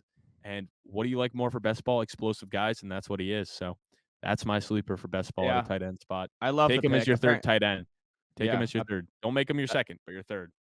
apparently he's been struggling with drops throughout camp, but they did take him and they showed on the Hard Knocks where they're like, this guy's an athletic freak. Like, And how so are you did Evan that Ingram, big man. and that fast? Which is weird. You're that big and that fast, never produced in college when Penn State tight ends usually do produce in college. So that's worrisome. How come he didn't put it together? But the tools are certainly there. And that's what you want for a boom guy that late. My sleeper to wrap it up, Luke Musgrave. We touched on a lot of Packers today. And 11 starts last year. He had 2 top 10 finishes and 5 top 15 starts. I like seeing that. Yeah, Tucker Kraft is there, but I think Musgrave was drafted before Kraft. I think he's a better player than Kraft. It's a crowded wide receiver room, but with Jordan Love at the helm, it could be anyone's game at any point. So if Luke Musgrave is your third tight end and he's posting a top 10 week, I think that's pretty huge. And, another year in the system, he's healthy now after missing 6 games last year. He's shown that he does have the upside to post tight end 1 weeks. I think Green Bay's only to get better. It's a really young core. They'll develop together, but he'll hit his stride, and he's going to be the number 1 tight end in Green Bay. Luke Musgrave. Out of where, Reagan? Where did Luke Musgrave go to college? Iowa. No, Oregon State, but close. No, not at all. Not at all. But I mean, and honestly, you could make a case for either tight end because if one of them is to miss time, I mean, you have a locked and loaded top 12 tight end right there with top 5 upside. I mean, they're going to hurt each other's value, but I still think they're both going to be relevant. And if I had to take either, I'd take Musgrave. He's the guy with the capital. He's the guy who had the first stab at it last year. But I think they'll run a lot of 12 personnel as well. But I want to highlight real quick kickers or defenses. I'm not going to name any names. I just want to put this out there for those of you that maybe are more casual, newer to fantasy. Do not reach in your drafts. Wait till the end. I don't care. I mean, maybe you can make a case for an elite defense if you really think they're going to make the case. But kickers, don't even draft it till your last pick. If you're in leagues that allow you to not even draft a position and then go pick it up at the end, do that. I know I'm in some leagues where you can actually just put nobody in and then just wait, draft a guy in an IR spot, throw him in your IR. Then when that extra bench spot opens, then you go pick up the kicker or the defense. You got to play chess games with your leagues, mate. A lot of people won't even think about that. So it's the little things like that that win you the championship leagues. And I'm just trying to help you guys out with that. But don't be reaching. It's just not worth it. Justin Tucker, the guy who's going to be ranked super high, he's not going to finish much higher than any of the other kickers. Like on average, he may average like half a point, if that more. It's so unpredictable. Yeah, absolutely. Should we all name a defense that we like to draft? Yeah, fair. We could do that real quick. I don't know. What do you like? Jets, Dallas, Baltimore, I like the Steelers, San Francisco. Defense. Steelers, yeah, I think that one's the Steelers sneaky. you can get after like everyone, if people take them early. I think their linebacker core is loaded and their secondary got better. Yeah, I mean, usually what I do with defenses, I stream. This is another like chess piece, but be looking like if you have a bigger bench spot, you should be adding the defense you're planning on playing the next week prior to that. So if you're like, oh shit, the Jets. Well, it wouldn't be the Jets, but like what's more like maybe the Bears, more middle of the pack. Oh, the Bears got a middle of the pack team that's going against the backup quarterback. You know, something like that. Yeah, it's like, oh, the Bears got the Broncos next week. I'm going to go pick them up now 2 weeks in advance, so then I get to start them against Bo Nix, a rookie quarterback. So that's kind of something you just got to do and play some chess moves when it comes to the defenses. And then the kickers, it's just kind of that's always my favorite thing is, oh, Thursday night football game. I got no one to root for. Okay, I'm picking up that kicker. Yeah. So, all right, guys, I think that wraps this up. A long pod tonight, but it's for fantasy football purposes. It was needed. The people needed it. Yeah, Garrett, thanks for joining us, man. Thanks for joining us. Thanks for having me, boys. Thanks. It'll be fun to listen to this back after the season to see how wrong/right we were. I agree. That will be fun. Absolutely. And hey, we got a draft to hop into now, boys, for another video that's coming. Yeah.